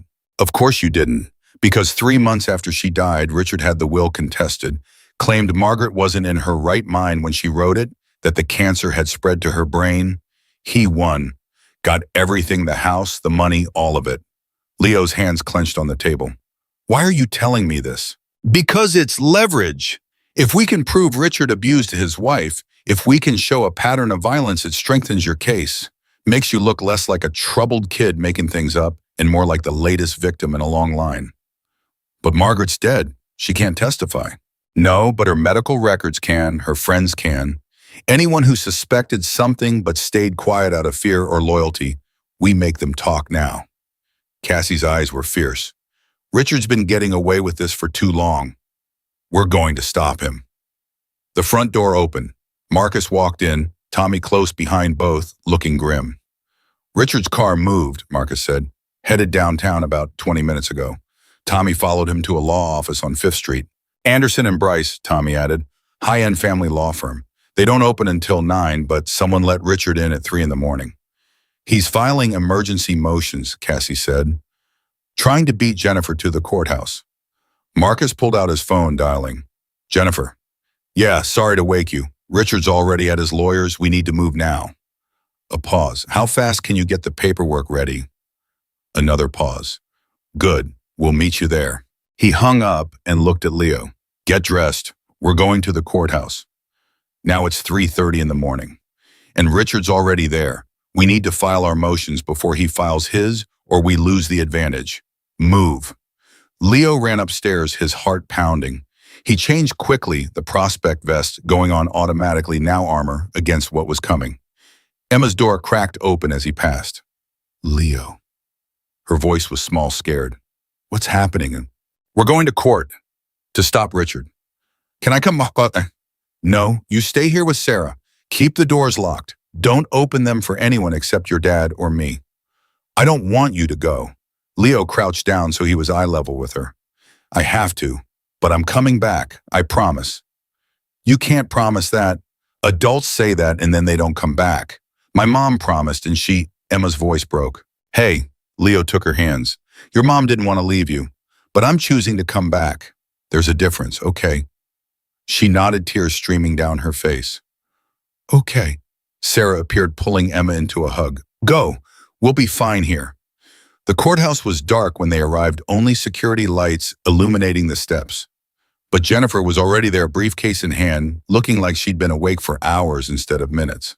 Richard's lawyers filed 10 minutes ago, she said without preamble. Emergency petition for custody return, claiming you're harboring a runaway, that Leo's being manipulated by the club, that he's in danger. Danger. Marcus's laugh was harsh. That's Rich coming from the man who tortured him for 5 years. I know, but we need to counter it. Now. Jennifer pulled papers from her briefcase. I've got our emergency custody transfer motion ready. I need you both to sign here, here, and here. Leo's hands shook as he signed his name. Each signature felt like a declaration of war, a point of no return. When Marcus signed as the proposed guardian, his signature was bold and clear. No hesitation, no doubt. Now what? Leo asked. Now we wait for the courthouse to open at 8. Judge Morrison, no relation to the doctor, is on emergency duty today. She'll hear both motions and make a preliminary ruling. Jennifer checked her watch. 4 hours. We use them to prepare. They moved to a 24-hour diner across the street. Jennifer spread papers across the table, drilling Leo on his story, making him repeat details until his voice went hoarse. Every time he stumbled, she'd stop him and make him start over. The lawyers are going to try to trip you up, she explained. They'll ask the same question 5 different ways, hoping you'll contradict yourself. You need to stay consistent, need to stay calm. I'm not calm, I'm terrified. Good, use that. Let the judge see what Richard does to you, how scared you are of going back. Emotion is powerful in these cases. She pulled out another file. We're also going to present the evidence Cassie found. Margaret's medical records that contested will the pattern of abuse. It's circumstantial, but it paints a picture. At 6 more bikers arrived, then more. By 7, there were at least 50 motorcycles parked outside the courthouse, their riders forming a wall on the steps. Leo watched through the diner window as they organized themselves, standing shoulder to shoulder, a silent statement of solidarity. They're all here for you, Marcus said quietly. Every single one of them took the day off work, rearranged their lives just to stand with you. Why? Leo's voice cracked. They barely know me. Because you're one of us now, and we don't abandon our own. At 7:30, a black Mercedes pulled up. Richard stepped out, flanked by 3 lawyers in expensive suits. He looked tired but composed every inch, the concerned father. When he saw the wall of bikers on the courthouse steps, his expression tightened. Intimidation tactics, one of his lawyers said loudly enough to carry. Judge Morrison will hear about this. They're not intimidating anyone, Jennifer called back. They're exercising their right to peaceful assembly. First Amendment, look it up. Richard's eyes found Leo through the diner window. For a moment, their gazes locked, and Leo saw something flicker in Richard's expression, not anger but calculation, like he was already planning his next move. Then Richard smiled, cold, confident, the smile of a man who'd never lost a fight in his life. Leo's stomach twisted. At 8 sharp, the courthouse doors opened. Jennifer led them inside through metal detectors and security checkpoints up marble stairs to the 3rd floor. The courtroom was small, nothing like the grand chambers Leo had seen on TV. Just wooden benches, a judge's bench, and fluorescent lights that made everything look harsh and unforgiving. Judge Morrison entered, a woman in her 60s with silver hair and sharp eyes. She took in the scene with a single sweeping glance, Richard and his lawyers on one side, Leo and Marcus with Jennifer on the other, the courtroom gallery packed with leather-clad bikers. Well, she said dryly, this should be interesting. Mr. Anderson, you filed first. State your case. Richard's lead lawyer, Anderson, apparently stood. Your Honor, this is a simple matter. Richard Callahan is the legal guardian of Leo. Callahan, a 17-year-old minor. 8 months ago, Leo ran away from home. Mr. Callahan filed a missing persons report and has been searching for his son ever since. 3 days ago, Leo was found in the company of Marcus Brennan, president of the Hells Angels Motorcycle Club. Mr. Brennan has refused to return Leo to his legal guardian, which constitutes harboring a runaway and custodial interference. That's not what happened, Leo said before he could stop himself. The judge's eyes snapped to him. You'll have your chance to speak, young man. Mr. Anderson, continue. Mr. Callahan wants his son returned immediately. He's willing to overlook Mr. Brennan's interference in exchange for Leo's safe return and a commitment to get Leo the psychological help he clearly needs. Psychological help. Jennifer was on her feet. Your Honor, that's a gross mischaracterization. Leo doesn't need psychological help. He needs protection from an abusive guardian who's been torturing him for 5 years. The courtroom erupted. The judge banged her gavel. Order, Ms. Torres, you'll have your turn. Mr. Anderson, are you finished? Yes, Your Honor. We're requesting immediate custody return and a restraining order against Mr. Brennan and his associates. Noted, Ms. Torres. Jennifer stood, and when she spoke, her voice cut through the room like a blade. Your Honor, Leo Callahan is not a runaway. He's a survivor. For 5 years, Richard Callahan subjected him to systematic physical and psychological abuse, cigarette burns, beatings, starvation, isolation. Leo has scars all over his body documenting this abuse. When he couldn't take it anymore, when he knew another night in that house might kill him, he ran. He chose homelessness over Richard Callahan. That should tell you everything you need to know. Richard's face remained perfectly composed, but his lawyer shot to his feet. Objection. These are wild accusations without a shred of proof.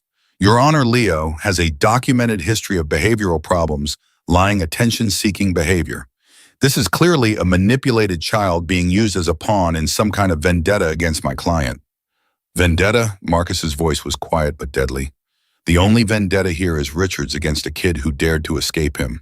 The judge banged her gavel again. Mr. Brennan, you are not an attorney. You will remain silent unless asked to speak. Ms. Torres, you mentioned evidence. Yes, Your Honor. Jennifer approached the bench with a thick folder. Medical records documenting injuries consistent with abuse, photos of Leo's scars, testimony from the emergency room doctor who treated Leo 3 days ago for hypothermia and soft tissue damage.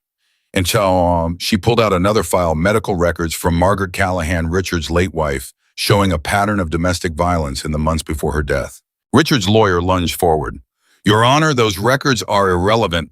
Margaret Callahan's death has nothing to do with— It has everything to do with this, Jennifer interrupted. It establishes a pattern. Richard Callahan is a violent man who abuses the people in his care. His wife, his adopted son. Who's next?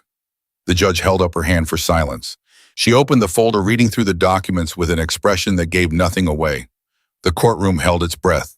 Finally, she looked up. I'm going to hear from Leo directly. Young man approached the bench. Leo's legs barely held him as he stood. Marcus's hand landed on his shoulder, steadying him, then let go. Jennifer walked with him to the front of the courtroom, but this was Leo's moment, his testimony, his truth. Leo Callahan, the judge said, do you understand why you're here? Yes, ma'am. And do you understand that lying to a judge is perjury, a serious crime? Yes, ma'am. Good. Now tell me in your own words why you ran away from Richard Callahan's home. Leo took a breath. Then he pulled up his sleeve, showing the cigarette burn scars. Because he did this, and worse, for 5 years. The judge's expression didn't change, but something flickered in her eyes. Explain. So Leo did. He told her about the first time Richard hit him 2 months after Margaret died. Told her about the rules, the punishments, the escalating violence. Told her about the broken arm, the lies to the hospital, the social workers who believed every excuse Richard gave. Told her about the night he ran, knowing if he stayed another day, he might not survive. His voice shook. Tears ran down his face. But he didn't stop, didn't hide. Let the judge see everything. When he finished, the courtroom was silent. Mr. Callahan, the judge said, would you like to respond? Richard stood, and when he spoke, his voice was perfectly modulated. Hurt confused, the epitome of a wrong father. Your Honor, yeah, I love my son. I've given him everything I could. If he perceived discipline as abuse, if my attempts to help him resulted in resentment, I'm deeply sorry. But these accusations are fantasy. Leo has always had an active imagination, a tendency to exaggerate for attention. I think what we're seeing here is a troubled boy who's found people willing to believe his stories, and he's running with it. You're calling me a liar, Leo's voice cracked. After everything you did. Leo, the judge said gently, I need you to stay calm. How can I stay calm when he's sitting there pretending none of it happened, when he's acting like he didn't? Leo's breath was coming too fast, his vision starting to narrow. Panic attack. He recognized the signs. Marcus was there instantly, his hand on Leo's back. Breathe, kid. Just breathe. Your Honor, Richard's lawyer said smoothly. As you can see, Leo is emotionally unstable, clearly under the influence of Mr. Brennan and his associates. We maintain that returning Leo to his legal guardian with appropriate therapeutic support is in everyone's best interest.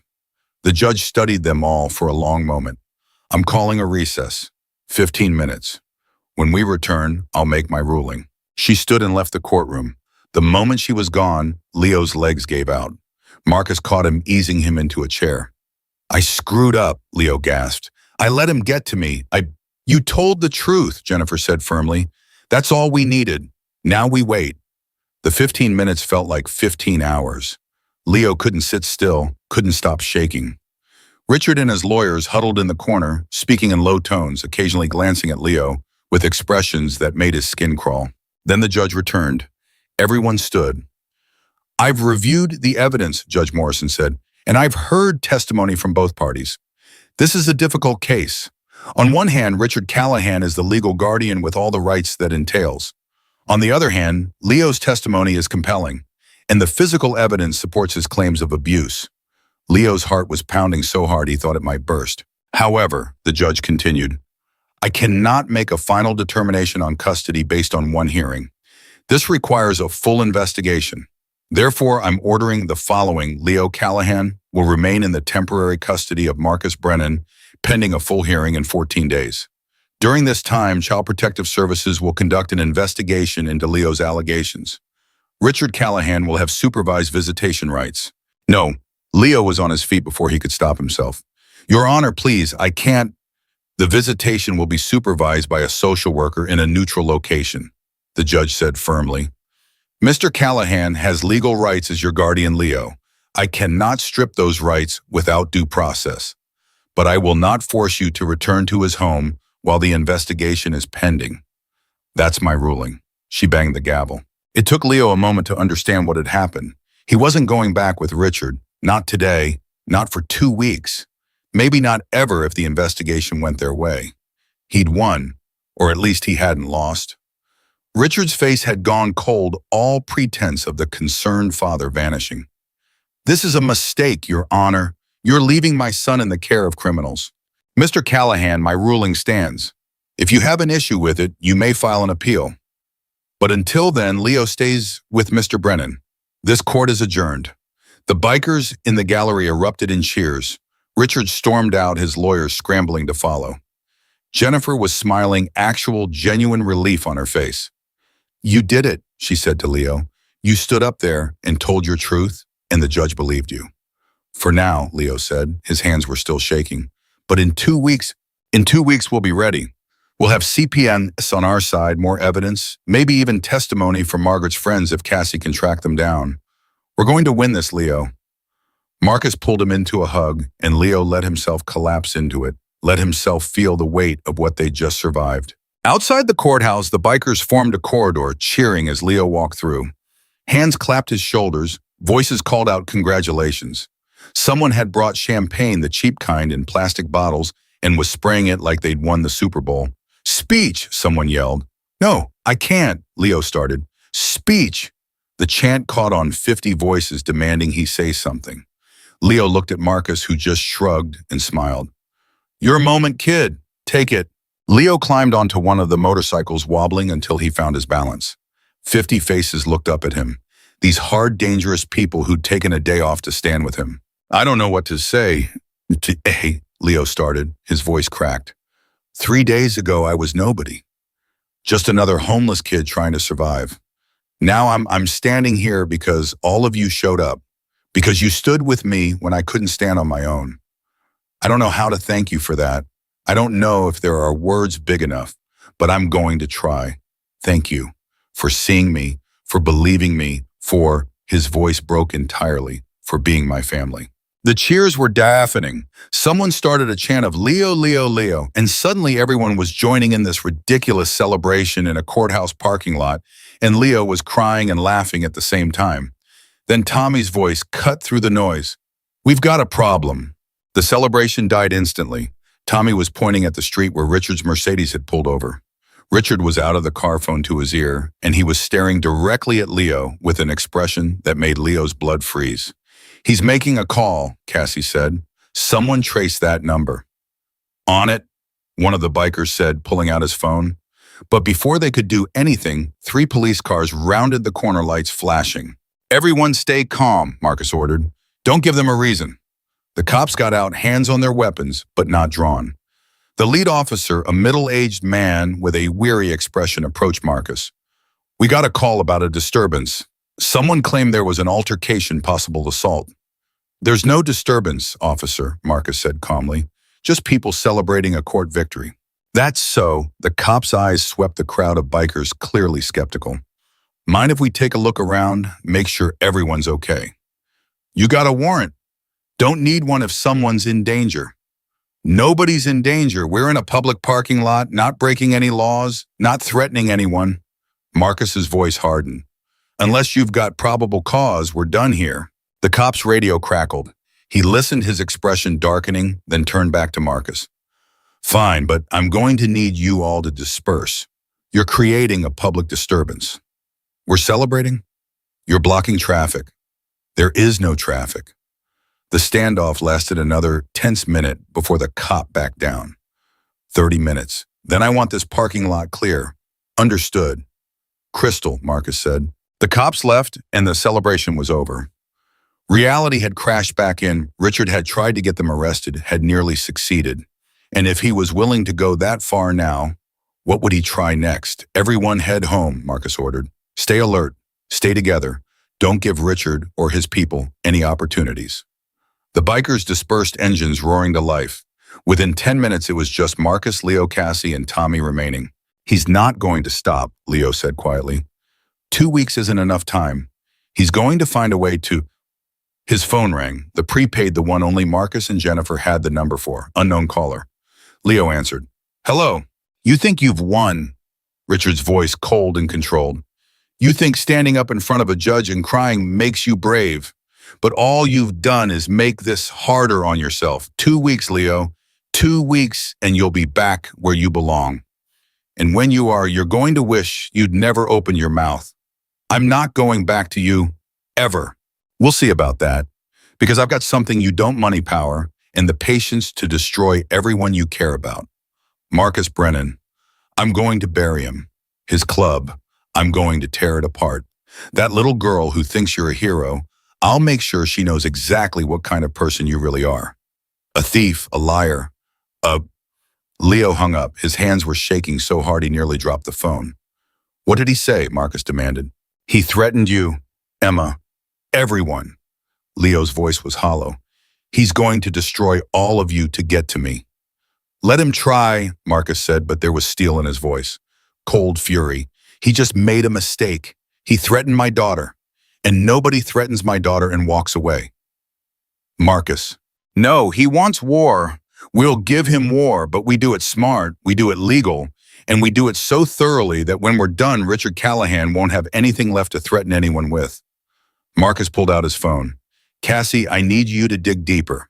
Find every dirty deal, every shady transaction, every skeleton in Richard's closet. Tommy, get me a meeting with Detective Walsh, the one who owes us from the Jenkins case. Jennifer's handling the legal side, but we need law enforcement on our side too. What about me? Leo asked. Marcus's expression softened. You go home. You spend time with Emma. You rest. Because in 2 weeks, you're going back to that courtroom and you're going to have to do this all over again. But this time we're going to be ready. This time we're going to have everything we need to bury him. The drive back to Marcus's house felt surreal. They'd won the battle, but not the war. And Richard's threat echoed in Leo's head with every mile. When they pulled into the driveway, Emma burst out of the front door, Sarah close behind. You're back. You came back. Emma launched herself at Leo, nearly knocking him over. Sarah said you won, that you don't have to go back to that bad man. Not yet, Leo said, but soon there'll be another hearing, another chance for him to... Then we'll win that one too, Emma said with absolute certainty, because you're brave and Daddy's smart and we're all together. Sarah caught Marcus's eye over Emma's head, mouthing, Everything okay? Marcus shook his head slightly. Not here. Not in front of Emma. They went inside Emma, chattering about everything she and Sarah had done while they were gone. They'd made cookies, watched a movie, played with Rusty. Normal things, safe things, things that felt impossibly distant from the courthouse and Richard's threats. Leo let Emma's voice wash over him, let himself pretend for a moment that everything was fine. But when Marcus's phone rang and he stepped into another room to answer it, Leo knew the pretense was over. He could hear Marcus's voice low and urgent, though he couldn't make out the words. When Marcus came back, his expression was grim. That was Detective Walsh. Richard filed a complaint against the club. Claims we're running drugs, illegal weapons, the whole 9 yards. He's pushing for a raid. Can he do that? Leo asked. If he's got a judge in his pocket, yeah. Marcus ran his hand through his hair. We're clean. We made sure of that years ago, but a raid means disruption, means questioning, means giving Richard ammunition to claim you're in an unsafe environment. So what do? We move faster than he does. Marcus pulled out his phone again. Time to call in every favor we've got, every connection, every ally. We're going to war, and we're going to win. Emma tugged on Leo's sleeve. Can we watch Encanto now, you promised? Leo looked down at her hopeful face, then at Marcus's determined expression, then at the house that had become his home in 3 impossible days. Yeah, he said, his voice stronger than he felt. Let's watch Encanto. Because Richard could threaten, could file complaints, could try to tear apart everything Leo had found. But he couldn't take away this moment, this family, this choice Leo had made to fight back. And that was something Richard Callahan had never counted on, that the broken, invisible kid he'd tortured for 5 years would find people worth fighting for, people who'd fight back just as hard. The next 13 days were a blur of preparation and paranoia. Cassie worked 18-hour days digging through Richard's past. Jennifer drilled Leo on testimony until he could recite it in his sleep, and Marcus turned the house into a fortress, cameras on every corner, bikers rotating watch shifts, nobody in or out without verification. On day 7, CPS showed up. The social worker was a tired-looking woman named Ms. Chen, who'd clearly seen too much in her career to be impressed by either wealth or leather vests. She interviewed Leo alone in his room, her questions clinical and precise. "Are you being coerced to make these allegations?" "No, ma'am." "Has anyone threatened you or promised you rewards for testifying against Mr. Callahan?" "No, ma'am." "Do you feel safe in this home?" Leo looked around his room. The bed he slept in, without fear the dresser full of clothes that fit the window where he could see Emma playing with Rusty in the yard. "Yes, ma'am. Safer than I've felt in 5 years." Ms. Chen made notes, her expression unreadable. Then she asked to see his scars. Leo pulled up his sleeves, lifted his shirt, showed her everything he'd hidden for so long. She photographed each one, measured them, documented them with the detached efficiency of someone who'd seen worse but would never get used to it. "These are consistent with your allegations," she said finally. "But I need to be honest with you, Leo. Richard Callahan has an excellent lawyer. He's claiming these scars are self-inflicted, that you have a history of self-harm as a cry for attention." "That's a lie." "I believe you, but belief isn't enough in court. We need proof." She packed up her camera. "I'm recommending you remain in Mr. Brennan's custody, but the final decision is up to Judge Morrison, and judges can be unpredictable." She left, and Leo felt the weight of those words settle like lead in his stomach. On day 9, Cassie came home with something that changed everything. "I found her," she announced, dropping a file on the kitchen table where Leo and Marcus were eating dinner. "Margaret's best friend, woman named Patricia Green. She lives 2 hours north, runs a bookstore. I called her, told her what we were doing. She wants to help." Marcus opened the file. Inside was a photo of a woman in her 50s with kind eyes and gray hair. "What does she know?" "Everything." Margaret told her about the abuse, showed her bruises, made Patricia promise to look after Leo if anything happened to her. Cassie's voice was tight. Patricia tried to get Margaret to leave Richard, offered her money, a place to stay, everything. But Margaret was too scared, thought Richard would kill her if she ran. "Jesus," Marcus breathed. "Patricia will testify," Cassie continued. "She'll tell the court what Margaret said, what she saw. It's hearsay, but it establishes pattern of behavior. Shows Richard's been doing this for years." "When can she be here?" Leo asked. "She's driving down tonight. Wants to meet you first before the hearing.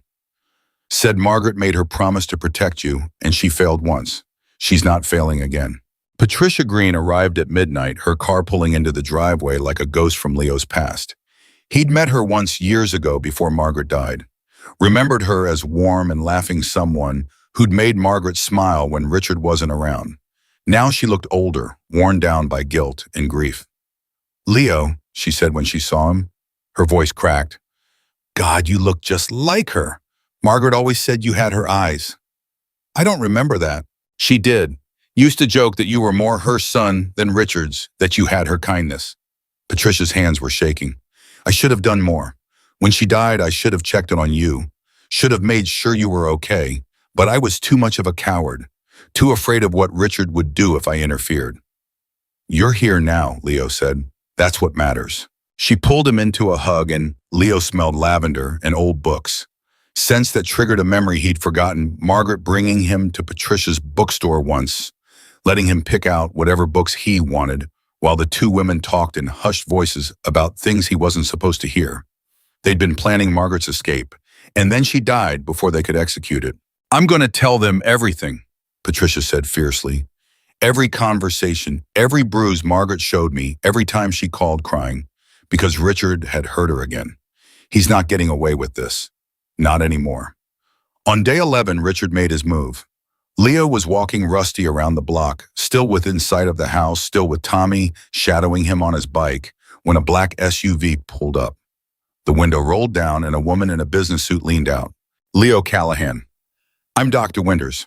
Richard Callahan hired me to conduct a psychological evaluation. It's court-ordered. You need to come with me. Tommy was off his bike instantly. Let me see that order. Dr. Winters handed over a paper. Tommy scanned it, his expression darkening. This says voluntary evaluation, not mandatory. Mr. Callahan was told it's required for the custody hearing. Then Mr. Callahan was misinformed. Leo's not going anywhere with you. Tommy pulled out his phone. I'm calling Jennifer Torres right now. You can explain to her why you're trying to take a minor without proper authorization. Dr. Winters' professional smile faltered. I'm just doing my job. Your job is to follow the law. The law says you can't take a kid without parental consent or a court order. You've got neither. Tommy's voice was ice. So you're going to get back in your vehicle and drive away. And if you come back without proper documentation, I'm calling the cops. The SUV drove off. Tommy immediately called Marcus, then Jennifer, his voice tight with barely controlled anger. Richard's trying to get Leo alone, he said when he hung up, probably planning to have that psychologist declare him unstable, unfit to testify. Jennifer's filing a complaint with the state licensing board. Says what Dr. Winters tried to do could cost her her license. Leo's hands were shaking. He almost got me. But he didn't. We're watching Leo, always watching. Tommy squeezed his shoulder. Come on, let's get you home.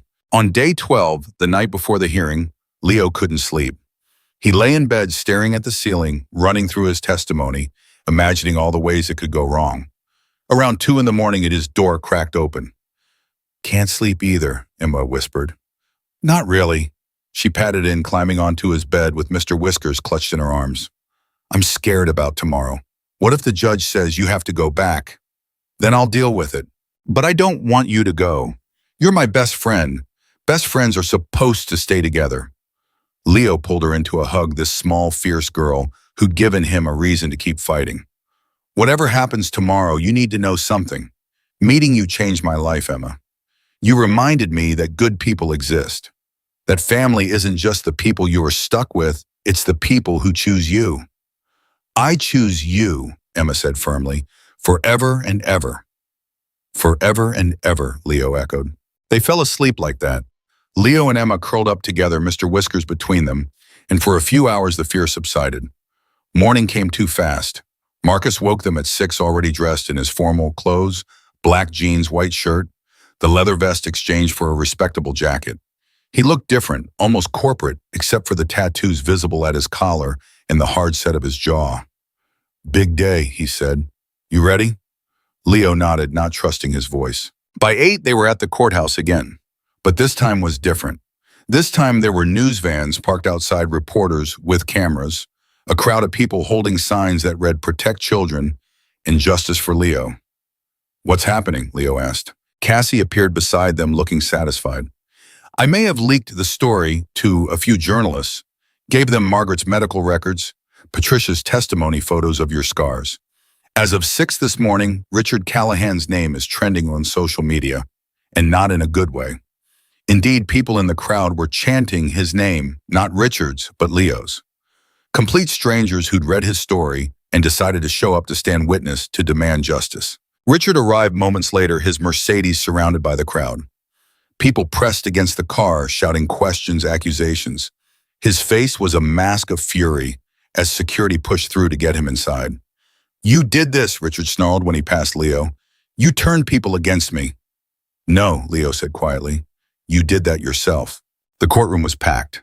Every seat filled, people standing in the back, the air thick with tension and anticipation.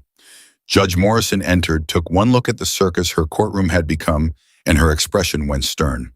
I want order, she said. Complete order. Anyone disrupts these proceedings and you'll be removed. Understood.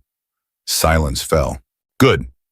Mr. Anderson, I've reviewed your client's response to the allegations. I've also reviewed the evidence Ms. Torres submitted, including testimony from Patricia Green and medical records from Margaret Callahan. This is going to be a long hearing. Let's begin. The next 4 hours were brutal. Richard's lawyer tried everything, claimed Leo was lying, that the scars were self-inflicted, that Patricia was a disgruntled friend with an axe to grind. brought in a psychologist who testified that troubled teens often fabricate abuse claims for attention. Then Jennifer stood up. She called Patricia first. The woman's testimony was devastating. Years of watching Margaret suffer, of begging her to leave, of seeing the same pattern start with Leo after Margaret died. She had photos, text messages, voice recordings of Margaret crying, talking about the abuse. Did Margaret ever say why she didn't leave? Jennifer asked. She was terrified. She said Richard had threatened to kill her if she tried. Said he had connections, that he'd make it look like an accident. Patricia's voice came on. 3 months later, she was dead. And I'll never stop wondering if he made good on that threat. Richard's lawyer objected, speculation, not evidence. But the damage was done. The jury of public opinion in that courtroom had shifted. Then Jennifer called Dr. Morrison, the ER doctor who treated Leo's broken arm. Do you remember treating Leo Callahan 6 years ago? Jennifer asked. I do. Fractured radius clean break. Father said he fell downstairs. Did you believe that? Dr. Morrison hesitated. At the time, I had no reason not to. And now, Bryce, with the benefit of hindsight and the evidence I've seen, I know, the break pattern was more consistent with defensive injury, throwing an arm up to block a blow. But Richard Callahan was persuasive, wealthy, respected. I took his word because it was easier than questioning it. So you failed this child? Yes. Dr. Morrison's voice was heavy with regret. I failed him, and I'll have to live with that. Finally, Jennifer called Leo. He walked to the stand on shaking legs, raised his right hand, swore to tell the truth. Then he sat down and faced Richard across the courtroom. Leo, Jennifer said gently, tell the court what happened the night you ran away. Leo took a breath. Richard came home drunk with his lawyer friend. They'd been drinking for hours. I knew what was coming. I always knew by the way he walked, the way he looked at me. So I grabbed my backpack, put in whatever I could carry, and I ran. Why didn't you call the police, social services? Because I tried that before, twice. Both times, Richard talked his way out of it. Told them I was troubled, acting out, making things up for attention. Both times they believed him. And both times after they left, he made sure I regretted trying. What did he do? Leo met Richard's eyes. The first time he put cigarettes out on my arms. Said each burn was a reminder to keep my mouth shut. The second time, he locked me into the basement for 3 days. No food, no water, just darkness and cold. When he finally let me out, he said next time would be worse. The courtroom was dead silent. So I stopped trying to get help through official channels. Leo continued. I survived. I kept my head down. I followed the rules. And I counted the days until I turned 18 and could leave legally. But then that night happened, and I realized I couldn't wait that long. So I ran, and I chose 8 months on the streets over one more night in his house. That should tell you everything you need to know about Richard Callahan. Richard's lawyer stood for cross-examination, but before he could speak, Richard himself stood up. Your Honor, I'd like to address the court directly. Mr. Callahan, that's not, his lawyer started. I don't care, I'm speaking. Richard's voice was controlled, but Leo could see the rage underneath. Everything you've heard today is a lie, a fabrication created by a disturbed teenager and the criminals who've manipulated him. My wife died of cancer. I loved her. I love Leo. I've given him everything, and this is how he repays me, by destroying my reputation, by turning people against me.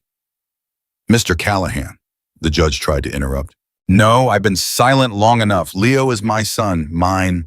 I raised him, fed him, clothed him. And I will not let him be taken from me by a motorcycle gang and a lawyer with an agenda. Sit down, Mr. Callahan, Judge Morrison said firmly. I will not. Sit down or I will hold you in contempt. Richard sat, but his eyes never left Leo. The hatred in them was palpable. The judge took a long moment looking at her notes at the evidence at Leo and Richard in the packed courtroom. I've heard enough, she said finally. This court finds credible evidence that Leo Callahan was subjected to physical and psychological abuse while in the custody of Richard Callahan.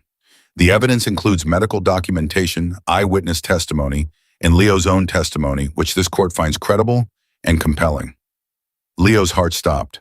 Furthermore, this court finds that returning Leo to Richard Callahan's custody would pose a significant risk to his safety and well-being.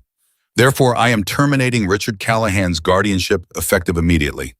The courtroom erupted. Richard was on his feet, shouting. His lawyer was trying to calm him. The bikers in the gallery were cheering. Judge Morrison banged her gavel repeatedly. Order, I'm not finished. The room quieted. Permanent custody of Leo Callahan is hereby transferred to Marcus Brennan, pending completion of standard background checks and home studies. Leo will remain in Mr. Brennan's care, and Richard Callahan is hereby ordered to have no contact with Leo, no calls, no visits, no third-party communication. Violation of this order will result in criminal charges. This court is adjourned. She banged the gavel one final time. Leo couldn't breathe, couldn't think. Marcus's hand was on his shoulder. Jennifer was crying, and somewhere Richard was screaming about appeals and injustice and corruption. But none of it mattered because the judge had said the words. Guardianship terminated. He was free. Marcus pulled him into a crushing hug, and Leo finally let himself break great heaving sobs that shook his whole body, 5 years of pain and fear and loneliness pouring out all at once. You're safe, Marcus kept saying. You're safe now. He can't hurt you anymore. The bikers surrounded them, a wall of protection and celebration. Patricia was there crying and laughing at the same time. Cassie was taking photos of Richard being escorted out by security, his face purple with rage. Tommy lifted Leo off his feet in a bear hug that made his ribs protest. They made it outside into chaos, reporters shouting questions, cameras flashing, the crowd chanting Leo's name. Marcus shielded him, getting him to the bike, but Leo stopped. Wait, he said. He turned to face the cameras, to face the crowd of strangers who'd shown up for him. Thank you, he said, his voice raw. Thank you for believing me, for standing with me, for, his voice broke, for seeing me. The crowd roared its approval.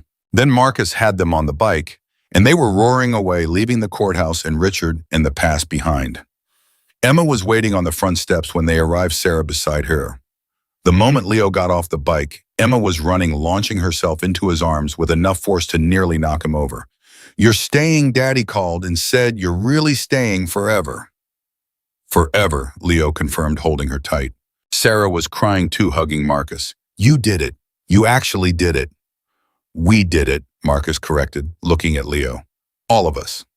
That night, they had a celebration. The entire club showed up, bringing food and drinks and noise and laughter. Someone brought a cake that said, Welcome home, Leo, in blue frosting. Emma insisted on putting candles on it, even though it wasn't his birthday. It kind of is, she said seriously. It's your first day being officially a part of our family. That's worth celebrating. Leo blew out the candles, made a wish he didn't need to make because it had already come true, and let himself be surrounded by people who had chosen him. Later, when the party wound down and Emma had fallen asleep on the couch and most of the bikers had gone home, Leo found Marcus on the back porch. Can't sleep, Marcus asked. Too wired. Keeps feeling like I'm going to wake up and find out it was all a dream. It's real. You're stuck with us now. Good. Leo was quiet for a moment. What happens to Richard? Jennifer says the DA is reviewing the case. With all the evidence we presented, there's a chance he'll face criminal charges. If not, the court of public opinion has already convicted him. His company's stock dropped 15% today. Business partners are distancing themselves. He's finished, even if he never sees the inside of a jail cell. Part of me feels bad about that. Don't. He made his choices. He chose to hurt you, to hurt Margaret. He could have stopped at any time. He didn't. Marcus looked at him. You feel bad because you're a good person, Leo, because you have empathy even for people who don't deserve it.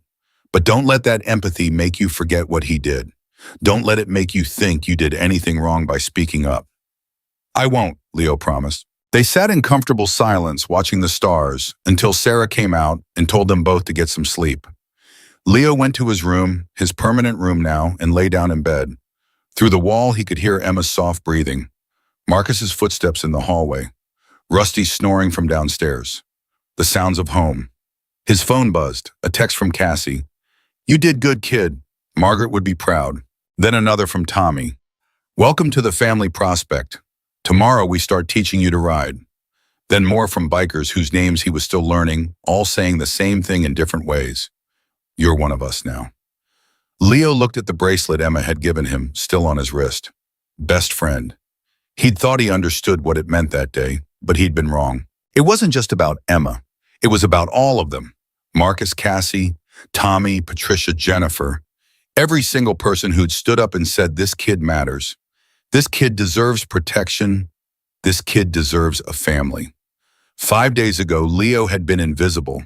A homeless kid society had forgotten living under a bridge, convinced he was worth exactly nothing. Now he was Leo Callahan, Marcus Brennan's son, member of the Hells Angels family, Emma's best friend, a survivor who'd stood in front of a judge and 200 people and told his truth loud enough that nobody could ignore it anymore. Richard had tried to break him, had spent 5 years trying to convince Leo that he was worthless, that nobody would believe him, that he deserved the pain. But Richard had been wrong about one crucial thing. Leo had jumped into a freezing river to save a child he'd never met, had risked everything for a stranger. And that single act of courage had set off a chain reaction that ended with 200 Hells Angels standing in a courtroom daring the system to send him back to hell. Leo Callahan wasn't invisible anymore, and he would never be invisible again.